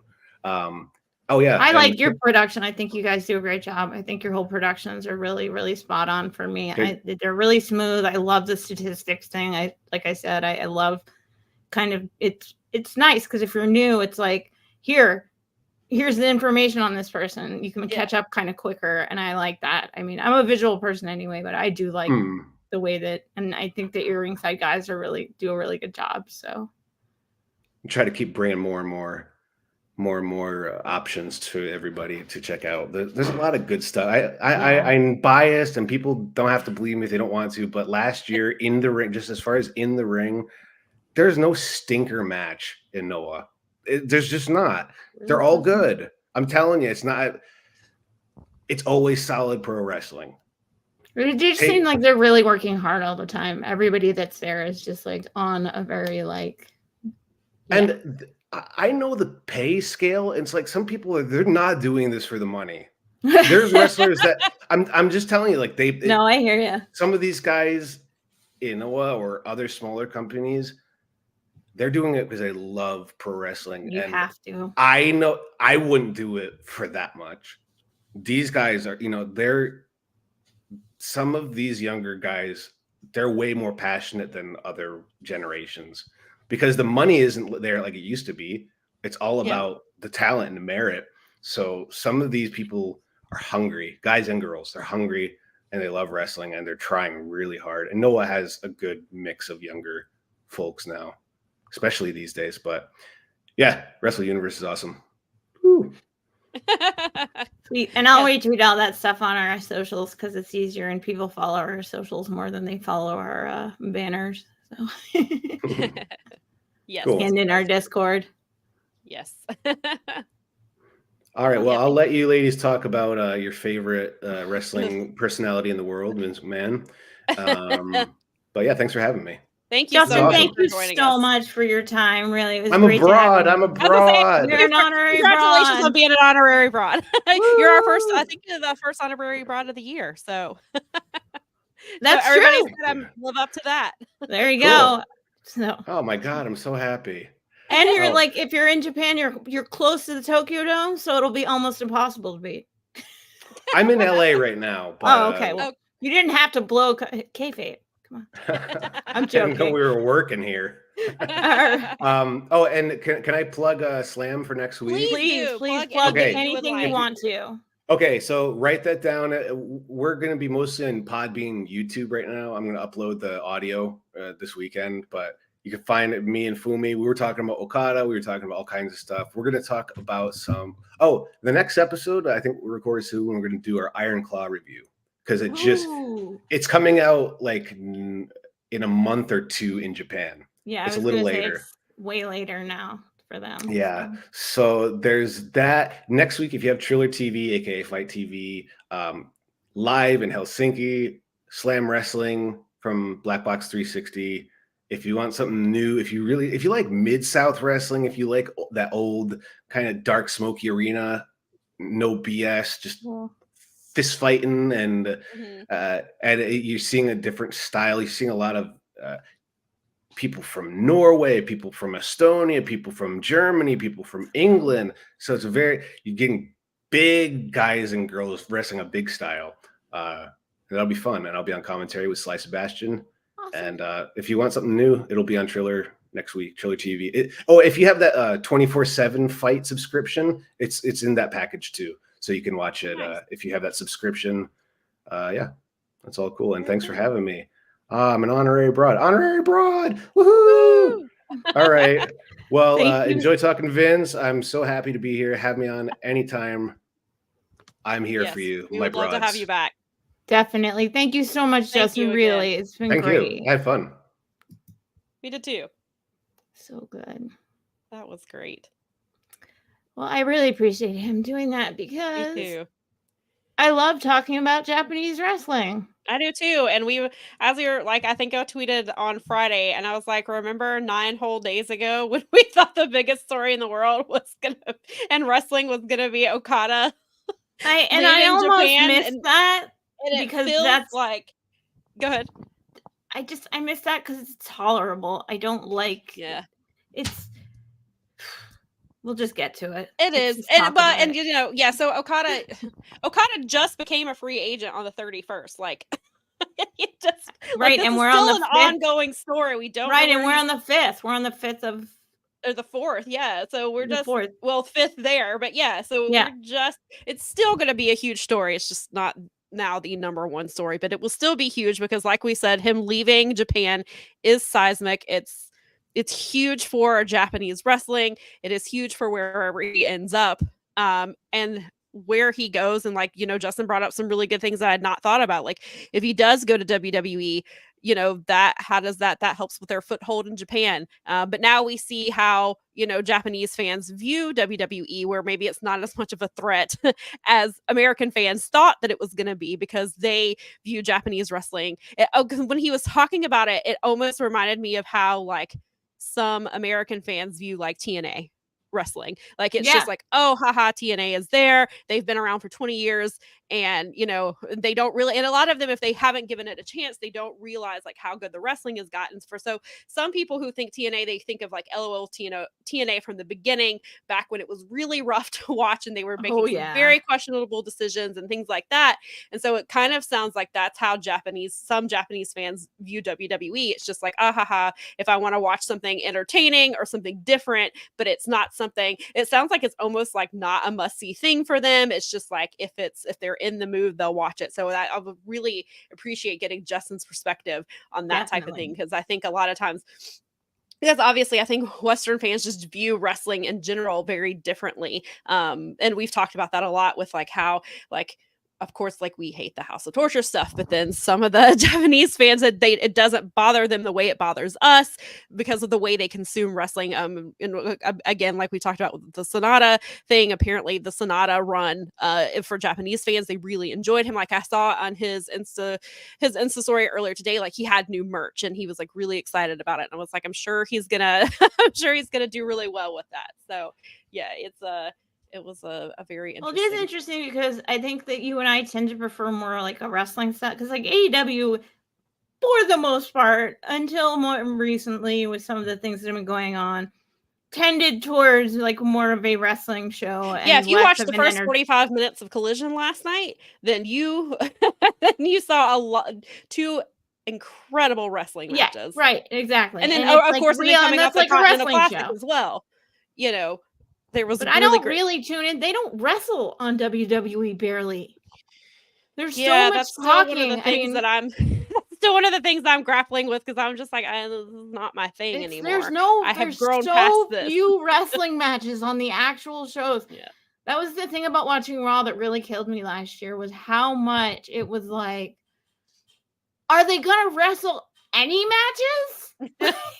Yeah, their commercial breaks are still very odd. Like it just cuts to commercial and it's very, I've got to get used to that formatting again. I've only been watching again, so I think this was like I've been watching SmackDown since the first episode of January. Is when I was doing my trial shift, and so it's just I'm not adjusted to it at all. And like it's fun, like one of the things I was paid for it. That's why it's okay. That's about it. Otherwise, you wouldn't be doing it, and we all know it. Yeah. So Colin said it's weird how two different sets of fans view things. I thought Sonata's title run sucked. Right. And so I wasn't thrilled with a lot of it. Like I wanted more from it too, because I've always liked Sonata and I was glad he got this position. And then I was kind of like, but then I heard they're like, no, apparently Japanese fans like really love Sonata, which is great because they're the ones buying on Pacific Rim when Jim was talking to Fumi about how he's like, no, this is totally, I mean, Jim even asked him, he's like, is this something that people are into? And it's like, oh no, this is really, really big right now. And it was like, that was why I was like, okay, fine. And I mean, really at the end of the day, it does, we book, our wrestling companies book for us because we go to their shows, and same thing there. And those are, we talked, their two biggest money makers are fans in the coming to the shows and selling merch. And Sonata was doing both of those apparently. It's merch and people. And then I do want to make a quick comment because David mentioned out MLW and the shows that they've been putting on. I did see that Kojima beat Alex Kane to become the world champion last night. So as much as I have backed off from MLW for a variety of reasons, I am always thrilled to see Kojima. Love the Kojima. Good for him for getting that title because Kojima's great and the American fans reminds me to get really my carbs. Him. So I'm very glad about that. So good for Kojima. But yes, let's just get to the topic at hand. Well, because don't want to spend a whole lot of time on it, but we do have to talk about it, and then we've got another story to talk about too. It kind of running parallel with this. So since our show last week, Vince McMahon is now under federal investigation. The authorities are actively investigating the sexual assault and sex trafficking allegations against Vince McMahon. Recent months have seen New York prosecutors reaching out to women who have accused McMahon of sexual misconduct as part of an ongoing investigation. This quote here is from the Wall Street Journal article. It says federal authorities have been investigating sexual assault and sex trafficking allegations against the WWE co-founder Vince McMahon.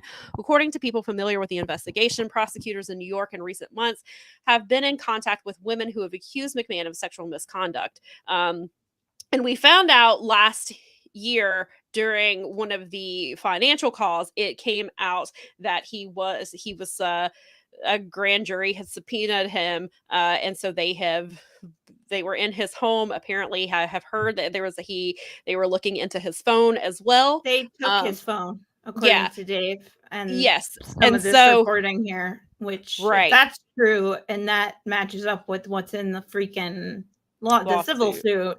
Yep. I mean.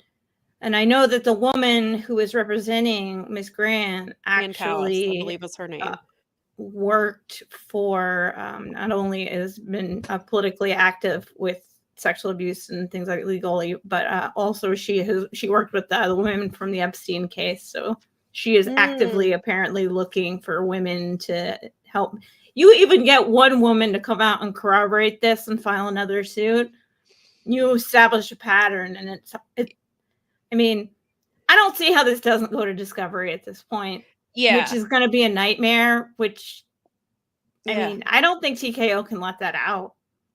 No, and so Ann Callis has said, which Ann Callis is Janelle Grant's lawyer, she's been on a couple of different shows. She was on News Nation most recently, and I was reading an article this morning that Brandon Thurston had put out about that interview, and she said this in another interview as well, that she is getting a lot of tips. Things are coming into her, and they are active. They are following up on these to find out like what kind of information they have.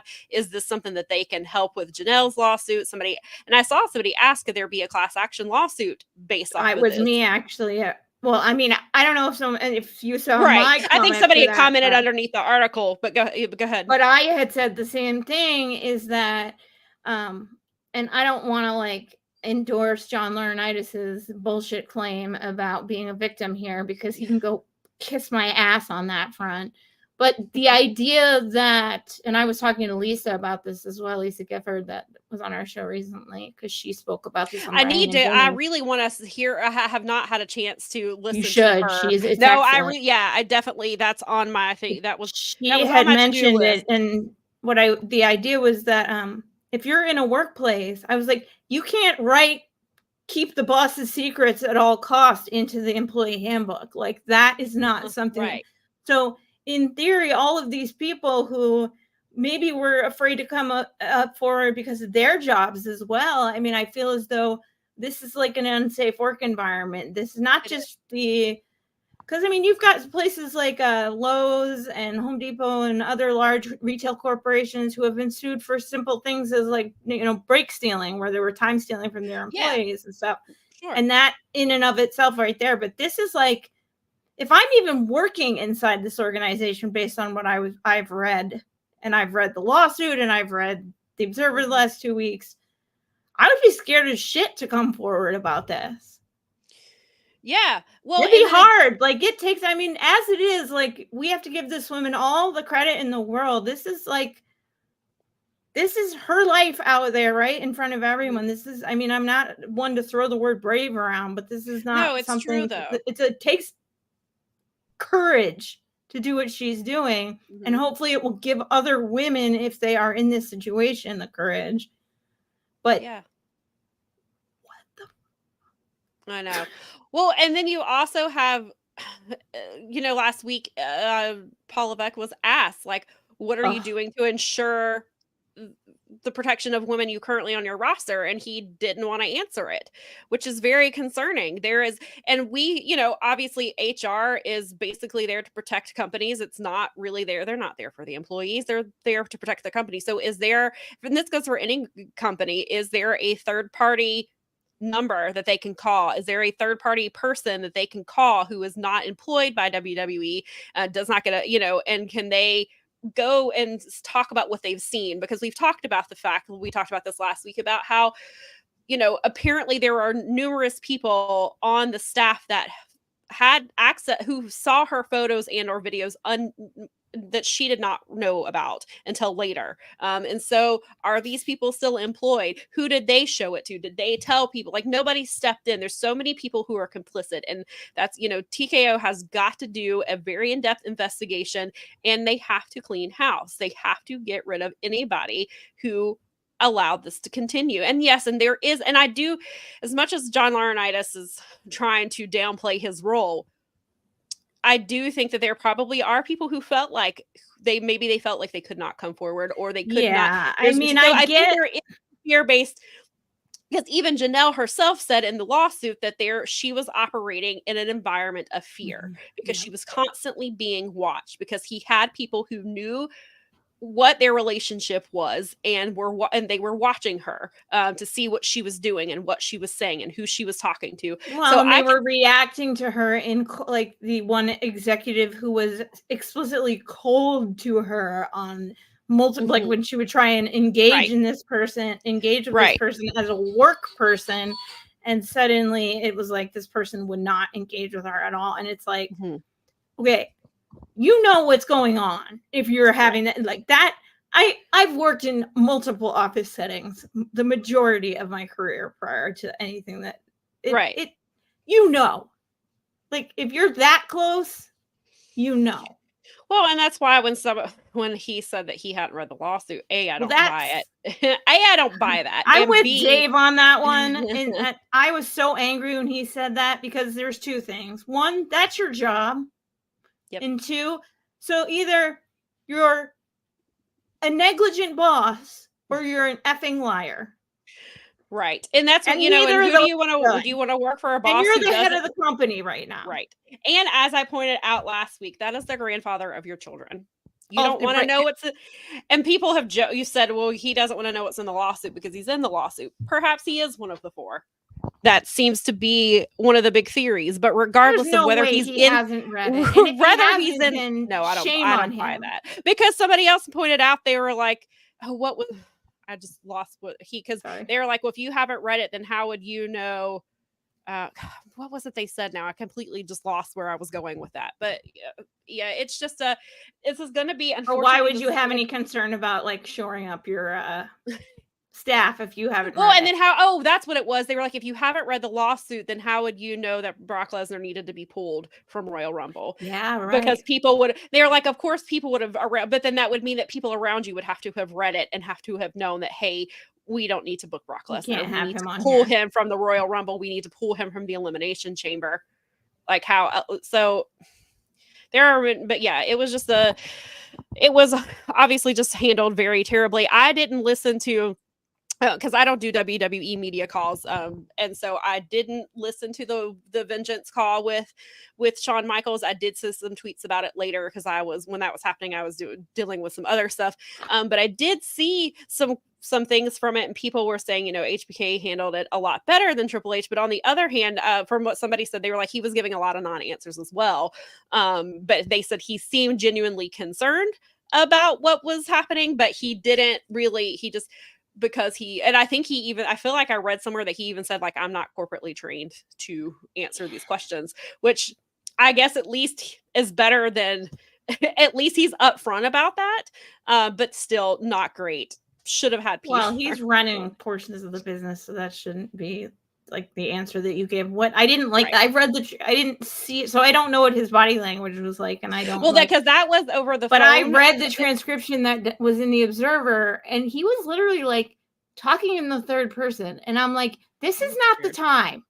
Yeah. See, yeah, I haven't read the transcript. I just saw some responses of people who were on the call, because it was the media call, so there was no video or anything like that. It wasn't like the press conference. This was a media call, so people were just calling in and listening, and then you just ask questions basically over the phone, or technically it's like via a computer program. So it's not. He kept referring to it like in the third person a couple of times, and I'm just like, bro, you're not cutting a promo. This is a freaking serious issue. Yeah, this is real life.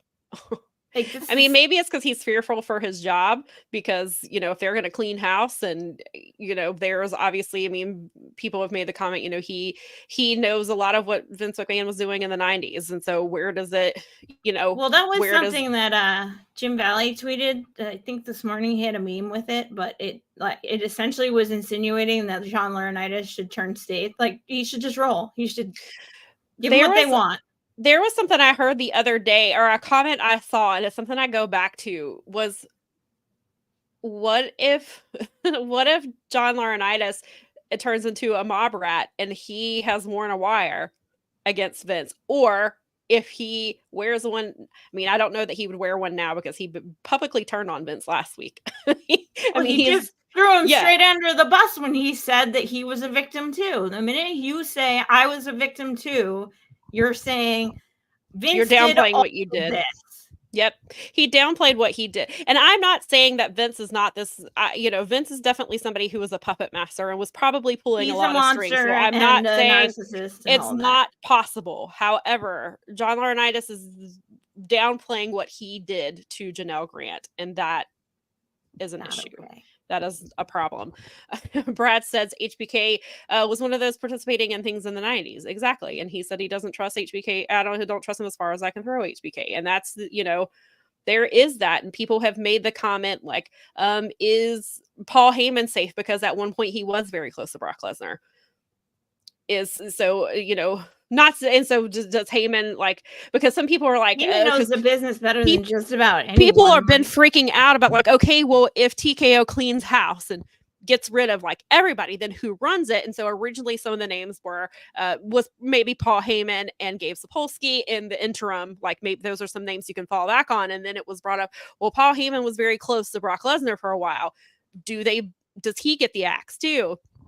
And then, there's William Regal, who was in and out of things, but William Regal has been in this company for a really long time. He left and was with AEW for a little bit, and he's come back. And so is he included in this type of cleaning house because he's just somebody who's been there for a very long time? or is he somebody that you can safely trust and put him in like talent relations and things like that? And so those are not questions that you and I have answers to. But that's not for us to answer or us to say, other than if you are complicit in what happened to Janelle Grant or any other woman in that company, then you need to go. There is no reason for you to be, you do not need to have a job with WWE. You need to be gone. And they're going to have to, and TKO is going to have to figure it out. And that if that turns into Cody Rhodes running WWE in 10 years, then, then that's, maybe that's what happens. I don't know. I don't have all of the answers other than you have to clean house. And if you are complicit, you need to go. That's, I mean, I'm not one of these people that's like, fire everybody. Anybody in the position of power that understood and knew what was going on here, gone. Mm-hmm. That just should speak for itself. And I do think that there should be some merit to, I mean, if other women come forward, that does make a federal case. There's obviously a federal case going on anyway. And it's part of it is because you have to work. This is like trafficking a person across state lines. Like you could, that's a federal crime. That's so for all we know, the lawsuit was very deliberate in including that information. I mean, if you get one more woman files a suit or comes forward with information, and somebody can if those NDAs were, because apparently from what's being reported, those NDAs were written behind WWE's back between. So they wouldn't technically be valid. They're not going to be. Well, and in Janelle's case, they're trying to get it invalidated because he only paid $1 million of the $3 million sum which was to get her to sign the NDA and to begin with. But because he was doing these behind their backs, and apparently if the other NDAs are similar to Janelle's, because Janelle's apparently was not very specific in what the NDA was for. Like, you can't talk about like this very specific thing. Then likely the other NDAs are very similar. They were basically a tactic to keep them quiet, but not. It sounds like there's a very real chance that every single one of these NDAs are going to be voided. And if that is the case, that if they feel comfortable and protected, and there are reasons not to want to speak about this publicly, but if they feel like they want to, that they're probably going to be able to. And it sounds like federal investigators are already talking to these women anyway. So there's a very good chance that every single one of these NDAs are going to be voided. And a whole lot of information. We've talked about this. This is not the end of it. More information is coming. And somebody has pointed, and I've seen a few people point out, there was a few years ago where he paid another woman, at the time, $7 million, I believe is what it was. And if he was only going to offer to pay Janelle $3 million for this stuff, then what is he hiding in the $7 million? Like, why did he give her more? Is there even worse stuff? That is what some of the people are wondering, is if, could what he's done be even worse than what he did to Janelle because he paid her so much more, which is certainly a possibility. But I feel like very, very, very even more damning stuff, because obviously everything that's come out is already very damning. I just feel like, unfortunately, this is probably the tip of the iceberg. And it's just gonna get really bad. And it sucks because it's casting a terrible shadow over something that I enjoy, and it makes me mad at the situation entirely. And just like we were talking about with Justin, and we've spoken about before, and Lisa made this point on Brian and Vinny too, is like, this is my thing, and I don't want to go to work, or I don't want to go somewhere and be like, I like pro wrestling, and they're like, oh, that rapist. Yeah. No, literally actually, if I were in Japan, I'd be fine, because they'd be like, oh, okay, you like pro wrestling. Yeah. right. Not and, WWE. And Daza says he's not joking when he says this. Vince will do what billionaires do in this situation, suddenly claim to have dementia. Yeah, there's I've always, I want to be, I do think it is more likely that he is facing jail time than ever before. However, he has always gotten around stuff. He can keep things tied. He's rich enough to keep things tied up into the courts for a very, very long time. But we don't know what was on that phone. We don't know what else they have. There's a very real possibility that this man is going to face criminal charges.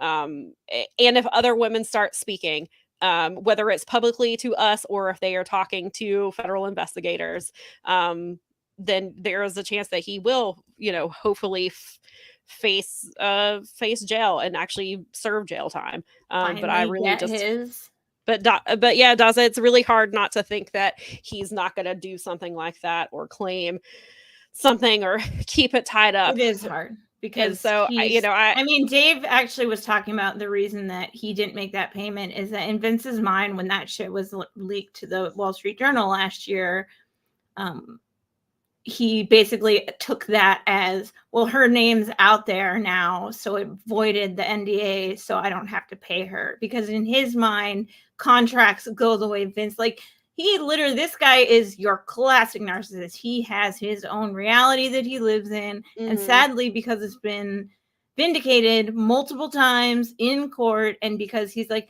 I mean, he scared her with his scary lawyers, because his scary lawyer, and I mean, even people have talked about the fact that is Jerry McDevitt culpable here, because he's the scary lawyer that was this, like, that Spectre, and he was happy to, like, if you're happy to play that part, you probably shouldn't be. I mean, I know he's retired. Yeah. And I'm pretty sure that he saw the writing on the wall and in his 70s went, F no. No way. Not a chance. I'm out. Yep. Not this time. Right. I'm too old and this is too much. Like, I mean, because think about that. Like, Vince literally just decided on his own that was void and he wasn't going to make that payment. That is part of the reason we're talking about this right now. Mm-hmm. Otherwise, if he hadn't been just a totally egotistical, egomaniacal jerk, who just said, well, that's void now, I'm not paying her, we might not even be having this conversation. It's certainly very possible. Yeah.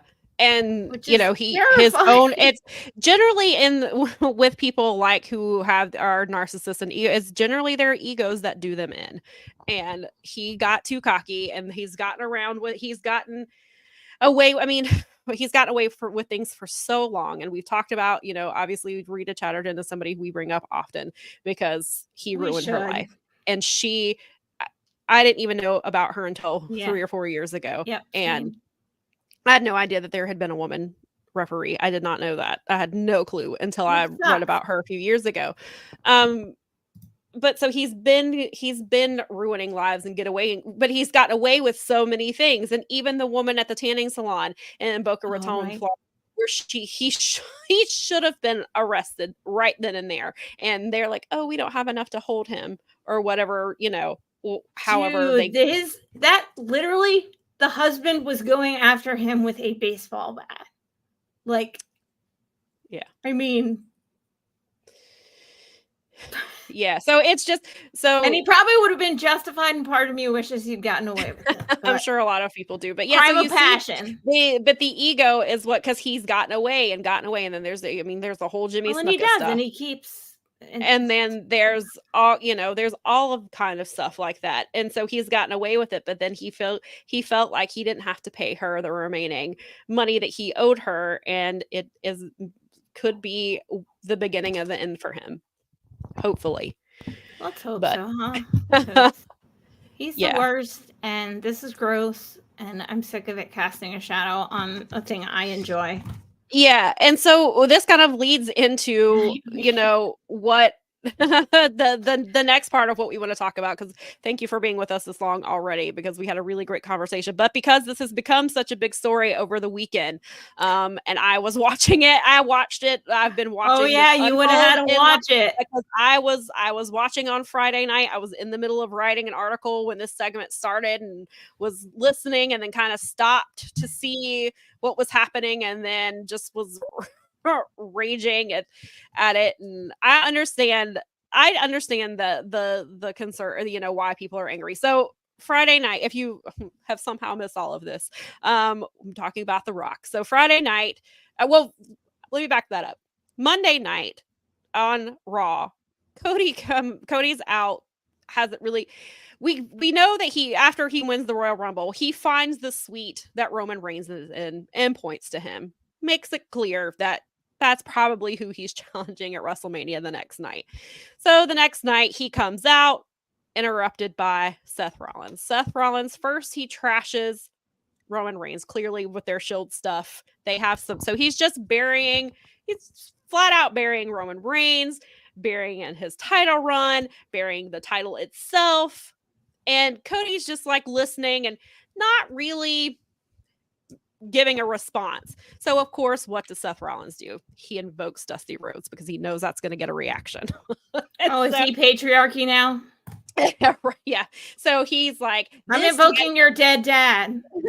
Yeah. He was like, your title is this title here, the World Heavyweight title, that, by the way, is a consolation title because Roman Reigns wasn't losing that title anytime soon, and that's the whole reason this title was created. It is a consolation. That's right. I forgot about no matter that what title. they want to say, it's a consolation title. So Seth Rollins is like, this title is better than that title because this is the exhibition belt. This is this is the workhorse title. This is the Dusty title. Your dad would have wanted to be this, he would have wanted to hold this title. So, of course, that gets an emotional reaction from Cody. Cody doesn't really give an answer. He doesn't give an answer.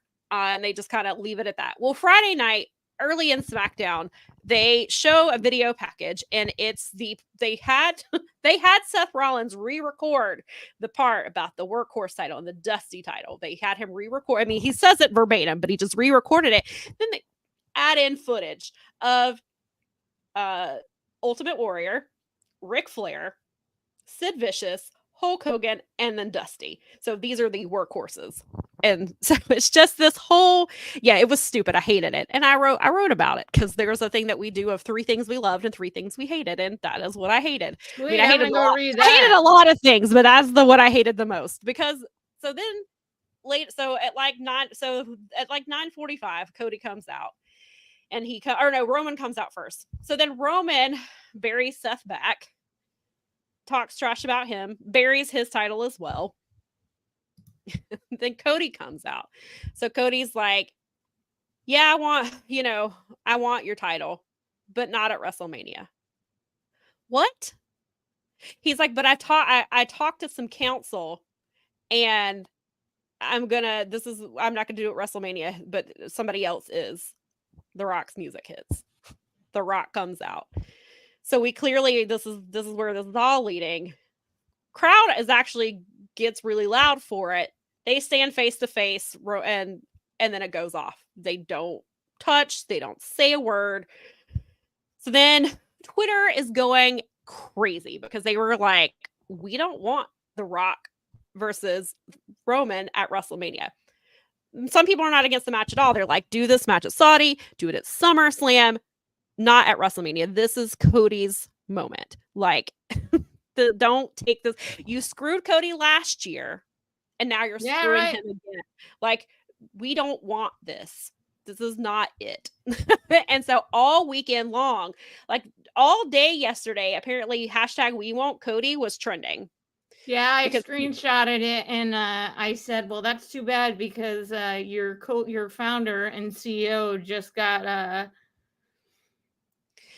so there's some BS, and The Rock is had some bad PR and some bad so there's a lot of factors at play here. It is not just yes, of course, there's the PR side of it, like TKO wants to trot The Rock out to make you forget. And people are like, oh, well, see, everybody's talking about this and not about Vince. First of all, most people can walk and chew gum.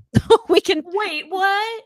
We can do both. Sure, there are some WWE fans who do not want to talk about Vince. They don't want to acknowledge what he has done, and they want to defend him. They want to defend Brock Lesnar.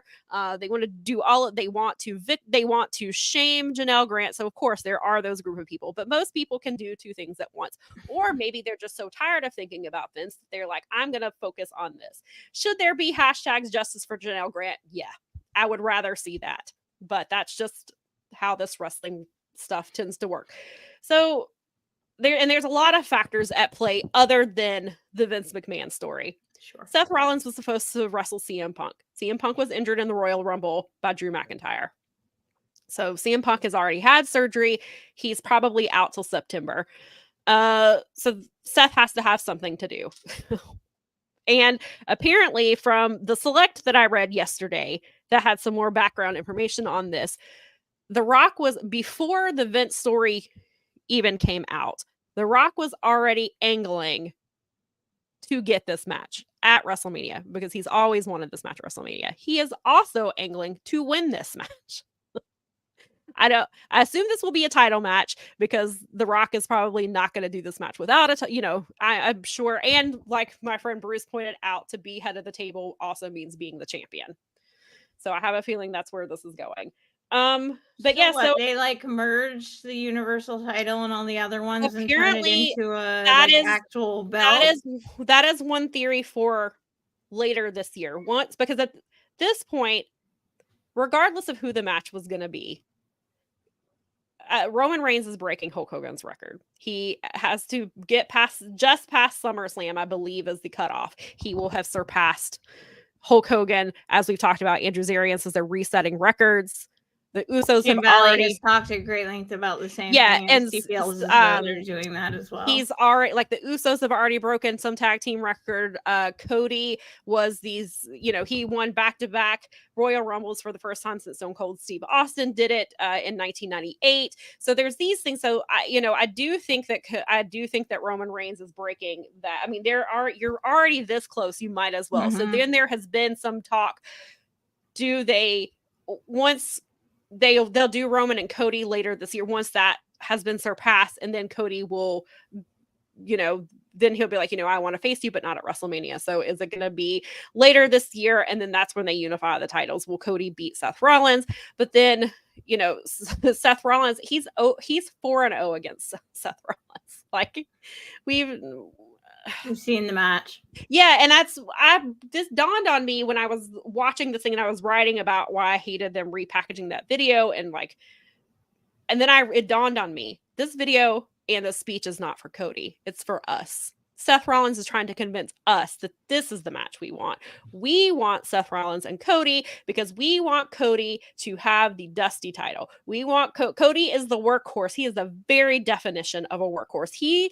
This company saw nothing in him. He left and he made a name for himself in Ring of Honor and New Japan. Him and his friends created a rival wrestling company. He was a TNT champion there. He was an EVP. And he did all of these things, and now he's back to prove that he is a star. He is a WrestleMania main eventer. And so I was like, yeah, this whole thing is for us. This is not for Cody. Even though Cody looked Cody, from what I understand, found out Friday that this was the new match, that he would be wrestling Seth Rollins, and that The Rock and Roman was happening at WrestleMania. And you could see the look on his face when The Rock got in the ring. He is not happy. Then I think it also, somebody pointed out The Rock's face, and Rock kind of realized this isn't going to be as easy as I thought it was going to be. And somebody made a point that I had not really considered. There are a whole generation of fans who have never seen The Rock wrestle. Correct. They know him as an actor. They know what he did in WWE. They understand his history, but they were not actively involved in the Attitude Era. Right, exactly. So The Rock wrestling Roman Reigns means nothing to them. They don't care. They also, but who do they have a connection with? Cody Rhodes. A lot of them do. They saw, and so a lot of them saw Cody and how he came up and he was dashing Cody Rhodes and he was in the Legacy and he was Stardust and he was all of these things. And then they see him leave. And then of course, some people who don't watch anything but WWE. So to them, he was gone for 7 years or whatever. And he comes back and he's on this quest to finish the story, literally to finish a story. And that is what they have followed. That is what they connect with. That is where they are emotionally invested. And people, a couple people have pointed out that the wrestling club will be at WrestleMania because Cody, I know. Cody bought their tickets. He's paying for them to go. They don't have a connection with The Rock. They have a connection with Cody. And he was going to hang out with them and do all those. I mean, I'm sure that because of who he still will, but I absolutely 100% believe, given what I know about Cody Rhodes, that he will be with them 100%. and he will treat them like the royalty that he always treats everyone. I can't, to a person, and people like you and people like Jim, people I respect, So I can't disrespect the person as a person because I've heard too many good stories about him as a human, and that's great. Yeah. So I'm sure, but it is kind of, it's like you just said that rock thing. You blew my mind there just now. You're right. These kids have no idea about this shit. This is not their wrestling. This is my wrestling. This is over 50 wrestling. Right. Yeah. I mean, I'm not like, it was great and nostalgia is awesome. But yeah, I mean, again, I do feel like this is a bit of a, hey, look over here. Oh, for sure. I mean, especially since like it wasn't, and I know that this match has been going to happen. It was going to happen. Right. And a lot of people thought it was going to happen in Saudi. In LA and then Saudi Arabia. Especially because the Crown Prince is such a big wrestling fan. He likes the older wrestling. Goldberg had a match there because of that. Like, so they thought The Rock, they're like, oh, this match has never happened before. This is the first time ever match. We can probably get this Saudi to fork over another $10 million to make sure this match happens there type of thing. But see, to me, if I'm a watcher of a show and I'm like, okay, so here's my storyline, and they've been doing this Bloodline storyline for a really long time. It's been pretty great. I mean, it's been. Yeah. And as the Michael Cole said, as they were going off the air, is what inning are we in now? Going back to Paul Heyman's statement last year saying that we were in the third inning. And so Michael Cole said, as they're going off air, well, or no, I'm sorry, not Michael Cole. It was because this was Friday night. So this was, it was Wade, because Corey Graves and Wade Barrett are now commentary on Friday, and it was one of them who said it. But I'm sorry, go ahead. No, it's just the idea that I think I like totally. Sorry, I did not. No, that's okay. It'll come to me, because the idea is, it's that, like, so if I'm a regular watcher, this is my storyline. Everything that's been going on, it's like all these things. And now all of a sudden it kind of has that Ronda Rousey feel to it, where nothing personal, because I know that made them get a women's main and all that. But the idea is like, so you just took and threw out all the storyline that I've been invested in and brought a new dude in and put them in, and all the stuff that I've been like invested in for the last however many, like whether it's been months or years or whatever for the Bloodline, because it's been a long time. You just went, yeah, we've been alluding to this. And some people, like you said, because they don't know who The Rock is, may not have even picked up on that as much as they wanted them to. They may have just been assuming, because their numbers, that people would pick up on some kind of importance because of nostalgia for people my age, but not for 18-year-olds. Yeah. So this is like a way to, like, that's a giant slap in the face to your fan base. You just said, we don't care about any of that stuff. We're going to bring this dude in here. And then my question is he going to wrestle after this? Yeah, so that's been the thing too. Like, how often is The Rock going to wrestle? And there's a difference between, we've talked about this a few months ago when this comment came up about, because The Rock said he wasn't ready to wrestle. Right. And they're like, oh, this man works out 3 times a day and he should be ready. No, wrestling in a ring is very different than being in shape. There are 2 different things. The Rock got gassed a few weeks ago with the Jinder Mahal segment. He did 2 moves and was out of breath. Can this man carry a main event on WrestleMania and wrestle 20 to 30 minutes? I don't think he can. I think it will be a lot of stalling. I think the Bloodline will get involved because that's what they do. And I think there will be a lot of that to cover what The Rock can't do anymore. But I don't know that he can handle it. I don't know that he can handle a 20-minute match. And so then what does he do from there? If this is for the title and he's angling to win and he wins. So I could see him being a champion like The Rock, like a Roman, where he wrestles once every 3 months or something like that. But how are they're going to have to put a lot of work and effort into The Rock having multiple matches. So it's just, people know who Roman Reigns is.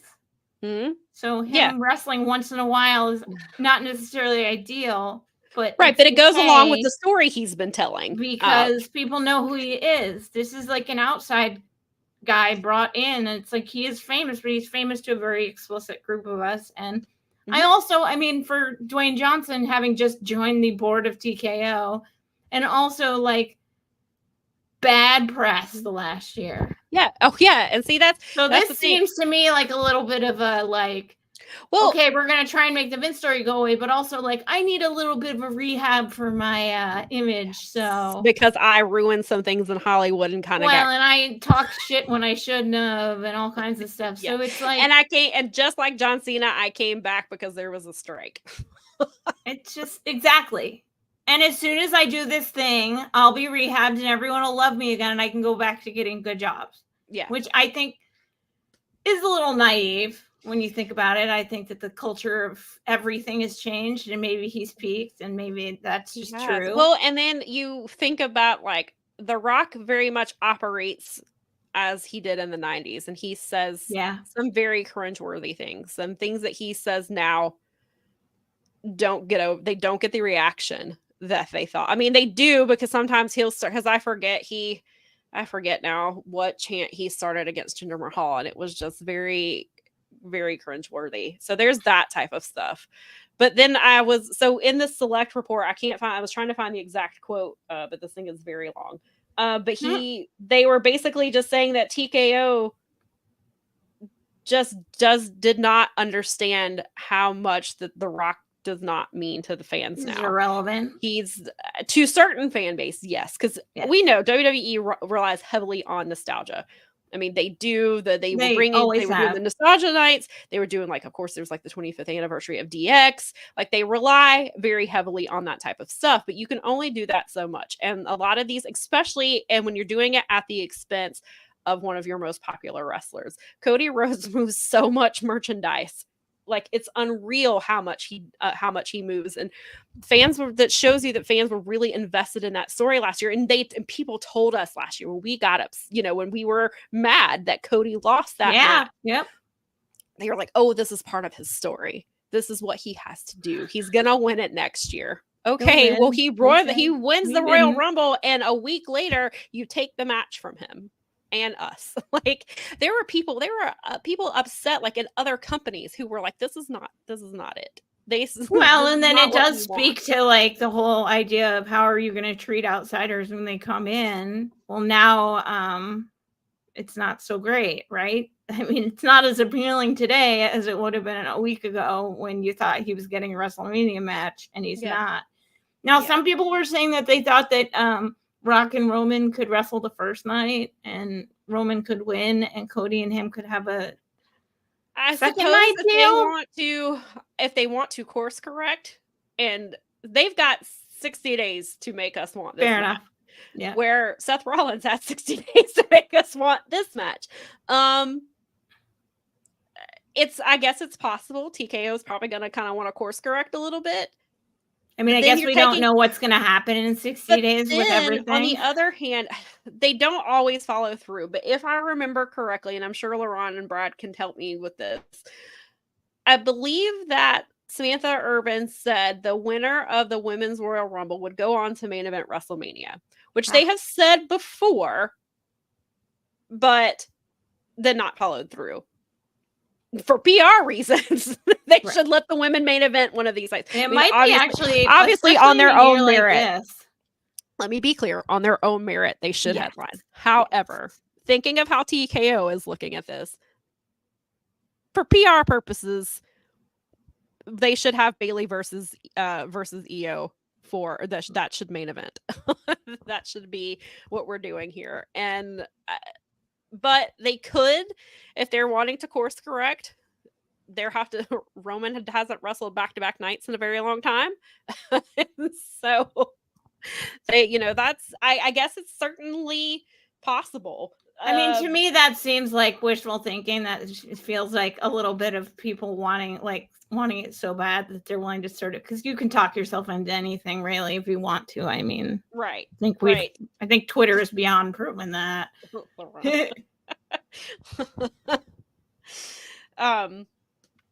But yeah, it's just what else was I going to talk about from this little thing? Oh, so there's this nice, well, other than this nice little gem, so the people at Fightful talked to roughly 36 people, and not one person tried to excuse the story. Like, they all think this is not a good idea. They talked to talent and creative, and they were like, this makes no sense. That sounds to me like an optics issue. Like, it really does sound like they did this. You got about 3 dozen people who think this is a terrible idea that work for you might want to reconsider that. I don't. Yeah, I don't know what this company is. Yes. So the other thing that I wanted to bring up, which I think is really interesting and probably smart. Apparently, sources on the creative team expect The Rock's longtime business partner and friend and former WWE creative member Brian Gerwitz to factor heavily into The Rock's creative plans moving forward. He's expected to be around from time to time physically as well. Fightful reached out to Gerwitz about his role, but he said that you had to set up an interview through TKO. That's what they said. However, so things are moving so quickly with this lawsuit. I don't know how quickly the feds are going to move into this, but it sounds like they're possibly preparing for Triple H to be gone or to not be part of creative. So Brian Gerwitz would be. So that sounds like they're expecting The Rock to be, whether The Rock is champion or not, feels like they're going to put Dwayne Johnson The Rock on TV to kind of be more PR type of stuff. And also bringing in his creative to make that happen. As a plan B. Mm-hmm. And so I think that is I think that's something to keep in the back. I think we should all keep that in the back of our minds. Because I don't know that Triple H will be there by the time Mania comes. It's that's just over 2 months away. February 6th and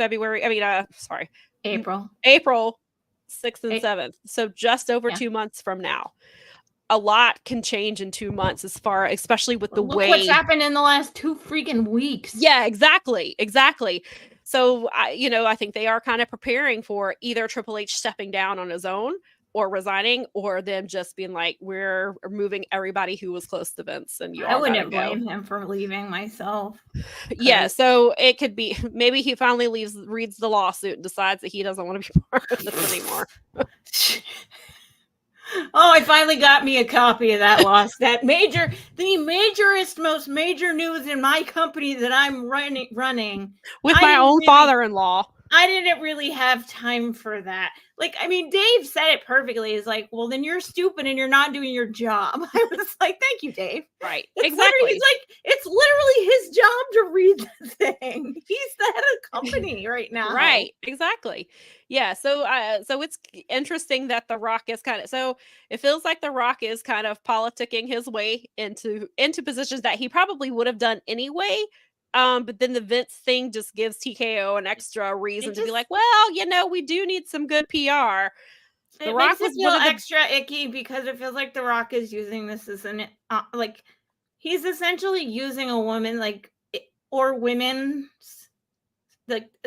suffering to kind of write his optics because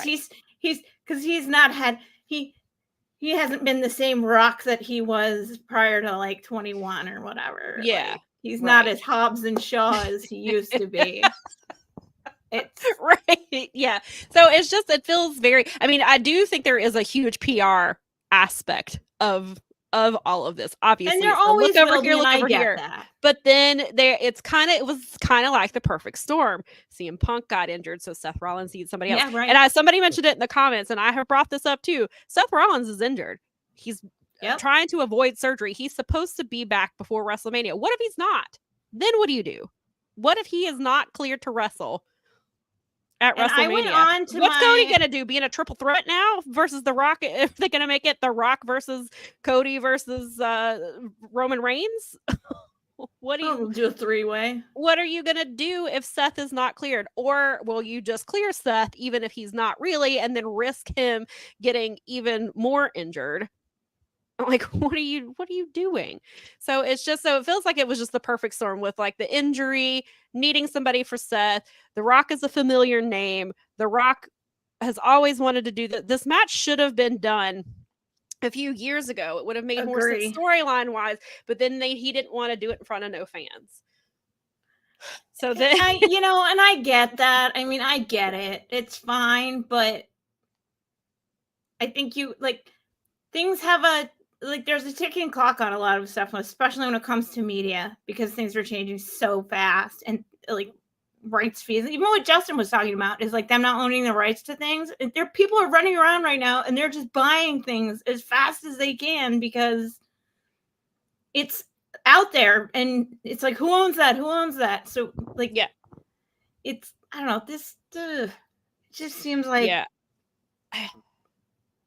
it's very really it's appreciate you it's guys just, in the comments hanging out with us. Thanks yes, for sticking and we're around. not trying to purposely ignore you. It's just we were getting into this conversation, and also, as we've said before, the thing is on a delay, so sometimes things don't pop up. But yeah, I mean, there's just, I would prefer, yes, me Yeah. too.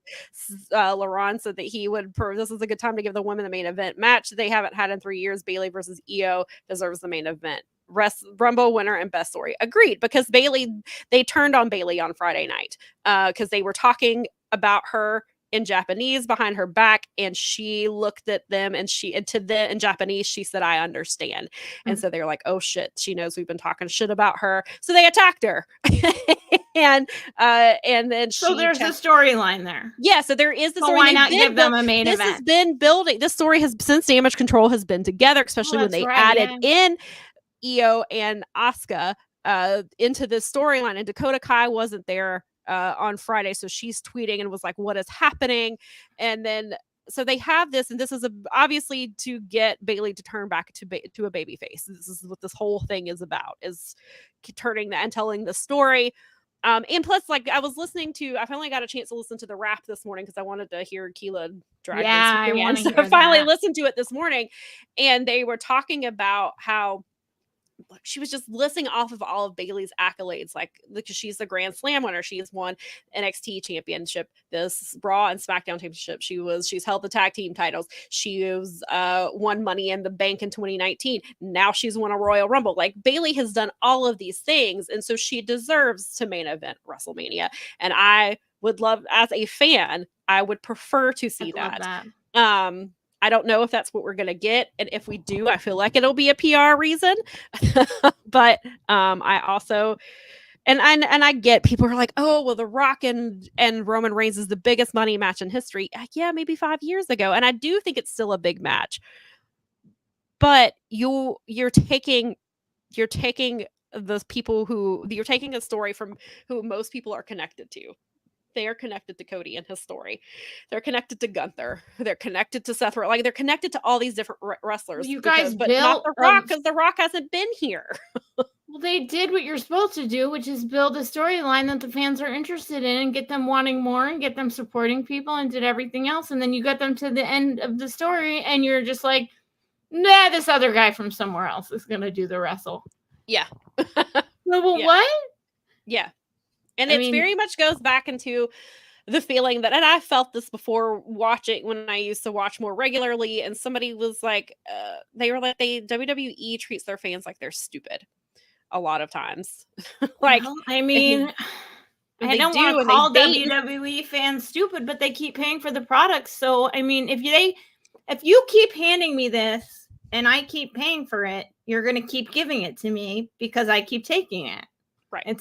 This works. I mean, that is part of it, but then I think there is so much, and I don't want to necessarily say tribalism, but there are some people and it just, even outside of tribalism, WWE is the only thing they've ever watched. Yeah. They don't either realize that AEW exists, because there are so many people who do not, because they're not online like we are. Right. They don't realize that AEW exists. They don't know that Cody Rhodes went and started another company.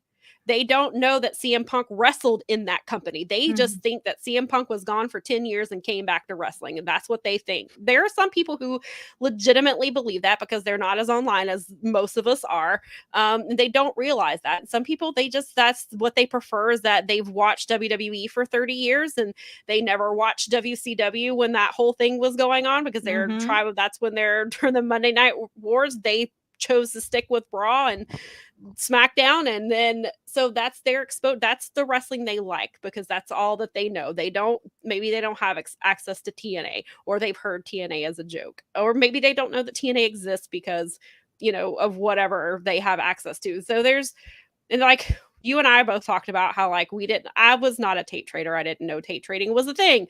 So I got into you and I got into New Japan around the same time because of, we had friends, and thank goodness for the internet. We heard these things. And so now we know, okay, now you and I are both subscribers to New Japan World. I subscribe to Triller Plus. And so now I watch GCW and I watch Revolver Wrestling and other indies and all of these things that I have exposure to. So now I can know WWE is not the end all be all. Yeah. It's not the only thing I have access to. But some people, either they just don't know, or if they only have cable, then obviously AEW is on cable, but like that's just, they know Friday nights at 8:00 I turn my TV to Fox. Monday nights at 8:00 I turn my TV USA. Yeah. And then that'll be going away when right. Netflix. Like there are people who don't, because there are people who don't maybe are in areas where there's not good internet, or they don't have disposable income. Yeah, so Dave talked about this to Netflix. They can't. And so that's something we talked about. I talked to some friends about when this deal first happened was, a lot of us, because we do have access to good internet and things like that we don't really think. There are so many people in this country who still in 2024 do not have a reliable access to the internet. They don't have this disposable income to subscribe to Netflix, to watch Raw, or they don't know how to get the CW because that's where NXT is moving to. So like there's a lot of factors that are, that just, I mean, yes, maybe it is a very small percentage, but it is still there. Well, I mean, like Dave made the point that it guarantees their subscribers have access to it, but it doesn't guarantee that everyone has access to it like they did on a network. And that might be valuable today, but as you go along, it might actually lower them. And it makes sense. It's like you're basically locking in the price of WWE for the next 5 to 15 years. So any growth that goes on around WWE outside of the subscription, the paywall situation, whether it's network or another, subscription company that has a better model or whatever, they're essentially locked in to the Netflix deal, and it allows like the other market around it to grow. So in some ways, maybe this will end up being like the best thing that could be happening for wrestling. Yeah, there's just getting them off a network because CW is still on network and people can still access that. So then now they're watching right. And then and that's the thing, like with AEW, I mean, they're probably going to go to Max. Like that's probably going to happen at some point. Yeah, but I mean, I don't know if I see them, like if they go to Max, are they going to go exclusively to Max, or are they still going to do? Yeah, I mean, there's a lot of, it depends on, I think a lot of that is going to be on Warner technically Brothers. WWE is on Peacock. But I can watch it live on on network television. But you can watch it on Hulu too the next day. And then there's the Hulu cuts and stuff. Yeah, for the people who subscribe to Hulu, especially for people who are cord cutters, and that's how they stream things, and then they have Hulu, but they watch it the next day, and it's a condensed version, obviously. Yeah, that's what Garrett usually he likes to use for the. Yeah, and Brad makes Brad says, I've never watched a second of WWE with Kathy. She knows Stardom, New Japan, AEW, TNA, and Indies, as you know. And even she's heard of WWE thanks to some YouTube videos or kids at school. Right. Yeah.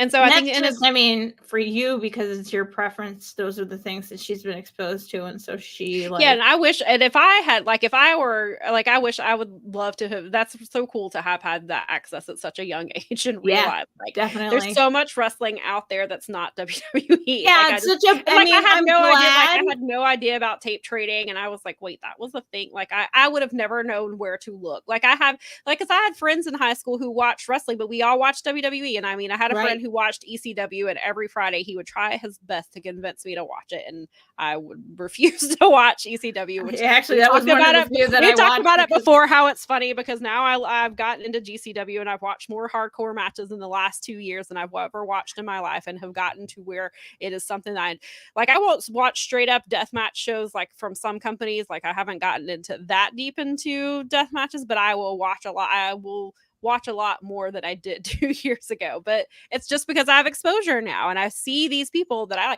like I see these John Moxley matches where he's wrestling Filthy Tom Different Lawler, style. or he's wrestling this different, he's wrestling this completely different style, or like Mance Warner is somebody that I really enjoy, and I've watched, and he's doing more of that hardcore type of stuff. Effie has even done some of the hardcore type of so now I have these different exposures, and maybe it's a GCW version of hardcore wrestling where compared to other companies that are straight deathmatch, that's all they do, but it's just exposure to these things. And so it's really cool that, you know, fans now can get so much different exposure. But then there are people who are they're just either creatures of habit and watch, like we talked about before, they watch their Mondays and their Fridays, and they watch, and that's and it. and some of them watch their Tuesdays. They watch NXT.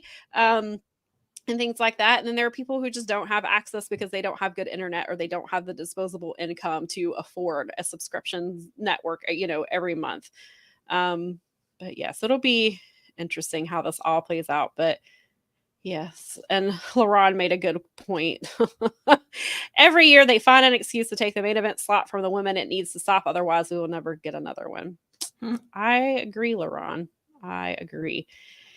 And yeah, so it'll be interesting how this all plays out with The Rock, and if he's going to be on. The more things come out about Vince, does that increase The Rock being on TV? Like, is that their answer to the Vince issue, being just put The Rock on TV?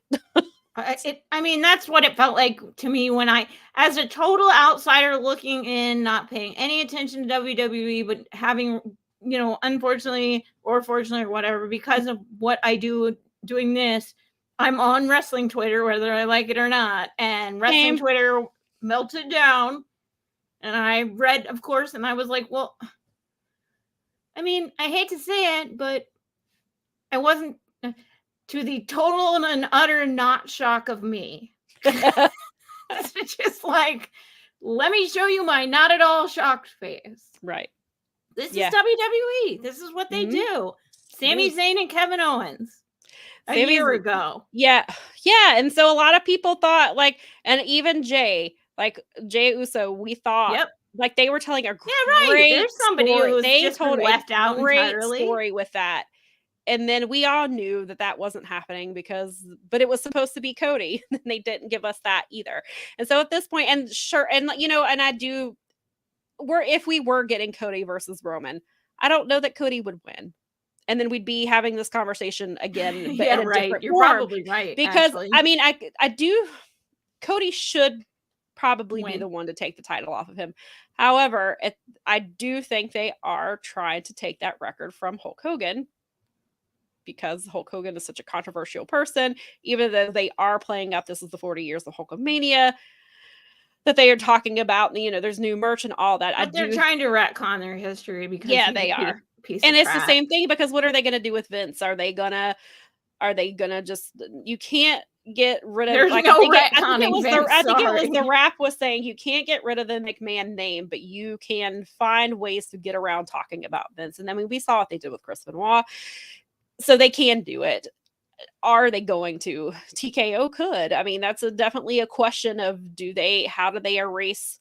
Because we've talked about for so long, Vince was that the Mr. McMahon character was him, a form of him on TV. I think he thinks he is. I genuinely do. And so we saw that. So there's and look at all the terrible storylines that played out under that Mr. McMahon character. Like something I frequently go back to is Trish Stratus barking like a dog. Yeah, that's something that's what I associate when I think of the Mr. McMahon character. I know some people think of the stuff with Stone Cold, which I did. I was watching. I do too, but I also it's because there was some really messed up stuff there. Mm-hmm. Yeah, and that's what I said when I hear Mr. McMahon. That's what I go to is how he treated Trish Stratus. Like that storyline comes. That's what I think of. That's what I associate with the Mr. McMahon character. So do they take all that stuff off the network and erase all? Like, I don't know how they're gonna. I could see them erasing him. I just don't know how far back. I mean, you'd have to go really far back because he was doing commentary. Yeah, he was a commentator for a really long time. Like it can be done. It's just gonna be, Colin says if TKO are serious about the stuff, then they'll clean house. Yeah. And I do want to go back to David real quick. Yes, I have. We are Deadlock, or I'm a Deadlock Pro fan. I have been to a couple of their shows because I'm in Charlotte. So they came to nearby about a year ago, and then I drove to Raleigh to see them at their not Raleigh, right? It was Greensboro. They had their 2-year anniversary show. I went for multiple reasons. I wanted to see a lot of the matches, but the Motor City Machine Guns, who was one of my favorite tag teams ever, was wrestling Work Horsemen, who are also one of my favorite tag teams. They're people I have known for a very long time. And so that was my dream tag team match, and I got it. And so I did drive for that. Now they're going on tour and going to other states. I did see they announced they're going to, I think it's Berwyn, Illinois. So I'm hoping since that's been announced, they're getting a little bit closer to announcing it. Detroit, I follow them. I follow them. So yeah, and so if they go to Detroit, well, I'm waiting. We want Mel to go. DPW is awesome. Mel wants Mel to go. Yeah. Yes. And so Daza said, well, they're closing the WWE network at the end of the year before they switch to Netflix, so they may just not transfer the shows he's a prominent part of. Yeah, I mean, that's certainly possible. And Brad says, do it like Benoit, keep him, but don't highlight him. I feel like that's kind of probably what they're going to do. That's probably the most most cost-effective route. Will probably I mean, honestly, it just sort of becomes a Voldemort, and that's it. And we don't mention him, and we don't refer to him, and we try not to show anything with. I mean, it's going to be really hard because of some of the most major angles in the company. But yeah. Well, and even still, like if you bring in somebody like Stone Cold who comes in for nostalgia purposes, and obviously he had his match with Kevin Owens, but like that's the biggest storyline of his career, was being opposite Vince McMahon and doing the whole, F you to the boss story. I mean, we saw, that was the match we saw, was at our first WrestleMania 19. Oh, wow. Yeah. Vince versus Stone Cold. It was that bloodbath match that they had, because they don't do bloody self-mutilation, but him and the boss had that throwdown. So yeah. And then I saw there was some comment Josiah pointed this out last night, and he was like, they probably won't bring it. I mean, obviously not because it'd be something that's said on TV, but will be, other people will bring up, if Cody doesn't get this match at WrestleMania, he will be the first how did he phrase it? The last Royal Rumble winner to not have a match, or was it for a match or not have the title? Hang on, let me make sure I'm saying this correctly. Let me go through. Okay, he said the worst part is that the last time someone won the Rumble and didn't get the Mania title match was Vince McMahon. Oh, gross. Yeah, he said not the best week to bring that to mind either. Yeah. And so, of course, they're not going to mention that on TV. However, it will probably get brought up on Twitter. Oh, man. So yeah, there's that. All right. But yeah. So I think we've said all we can. Thank you guys for staying with us for so long, especially because we wanted to have thank you. Kenneth says, the great show, ladies. Thank you for the discussion. Mel, you already know. Thank you. But yeah, thank you for sticking with us. I love my pals when they pop in. I greatly appreciate I love all it. of you people. We love that. I really do. I really think it's really, I love this show. I love the people that are involved with it. Obviously, I think Sam's great, and we have a great thing going, and I'm so glad that Garrett put us together and gave us the ball and let us run with it. And I really, really, you guys, I mean, the show is, you guys make the show, you make it worth, we show up here and you guys come here and we have you to talk to. Yeah, and we appreciate you having the discussion, even if we couldn't get to all the comments and stuff. We appreciate you guys having a conversation in the chat and talking about things like that. We appreciate that you take the time to come hang out with us. And even if you ever feel like if this is your first time coming, if this is your first time you've been here, budget. That's right. If you've been here all 103 shows, or you're here when you can, we appreciate that. Brad was driving earlier, but had the show, which we appreciate. So safely, I know. Daza said we are awesome viewers. I admit, yes, that's true. You are. You are. We have the best audience. We are coming up on our 2-year anniversary at the end of it'll be a Tuesday, so it won't be our 2-year anniversary is February 27th, but we are going to do a birthday show That's the plan anyway. And then obviously the pre-show for Revolution I will not be a part of. However, Mel has found a wonderful guest who will come in. Got an awesome and we have a great honorary broad who will be coming in. One of our for that favorite, show. one of the OGest honorary broads. Yes, I think you guys will be. And I think someone that will that. really, I think someone that will really be a great person to talk about like the end of Sting's career with, because he's someone that's really into, like, he understands that territory, and it's plus the two of us have just the same sense of humor, so that should be fun. Yes, Colin said, I always forget to come at the beginning and arrive half an hour in. Hey, that happens with me. That's okay. Speaking of Strong Style airs while I'm still working, and some days I will remember I'll remember. The worst part is I will remember at like 4:30, and I'm like, okay, they'll be on in an hour, and then I'll get sidetracked actually doing work, because sometimes I have to do real job things that have nothing to do with wrestling, and then I'll remember, and I'm like, they've been on for half an hour already, and so I feel you, Colin. I understand. There's a lot. What? We appreciate any amount of time that you can give to the show. We appreciate it. Like, it's so great. Thank you, David. He said, "Nice show, ladies. You've got great wrestling knowledge." Thank you. I truly appreciate that. Daza says, he said, "Ooh, that's just before my birthday. 25 again." 25 again? My gosh. And you don't look a day over 24. Daza said, "Is it me? Is he the?" He always asks that. I think it's funny. He even asks that in the Discord. That's my favorite. Is it me? One of these days, Daza. Yes, one of these days. Be you. If you keep asking enough, it might, one of these days, that answer might be I just want to surprise him like one day and be like, "You're on the show now." Yeah, exactly. Surprise you. You asked, is it me enough? Well, yes. The answer is yes. Well, now finally. It is. So guess what? But we will be back at our normal time next Sunday. Who the hell knows what we'll be talking about? Hopefully wrestling will calm down a little bit, but I don't see that happening. I want everybody to say something nice about wrestling today. Maybe that's what we'll do next week. We'll start the show off, and we'll go around the room and ask everybody just say something nice about pro wrestling. Say something nice about pro wrestling. So be thinking of that all week long, and then come tell us next Sunday. Come tell us in the chat, or come tweet us and tell us at Powerbombshells what you like about pro wrestling. What you like about it. All right. You guys have a great week, and we will see you on the flip side. Bye. Maybe.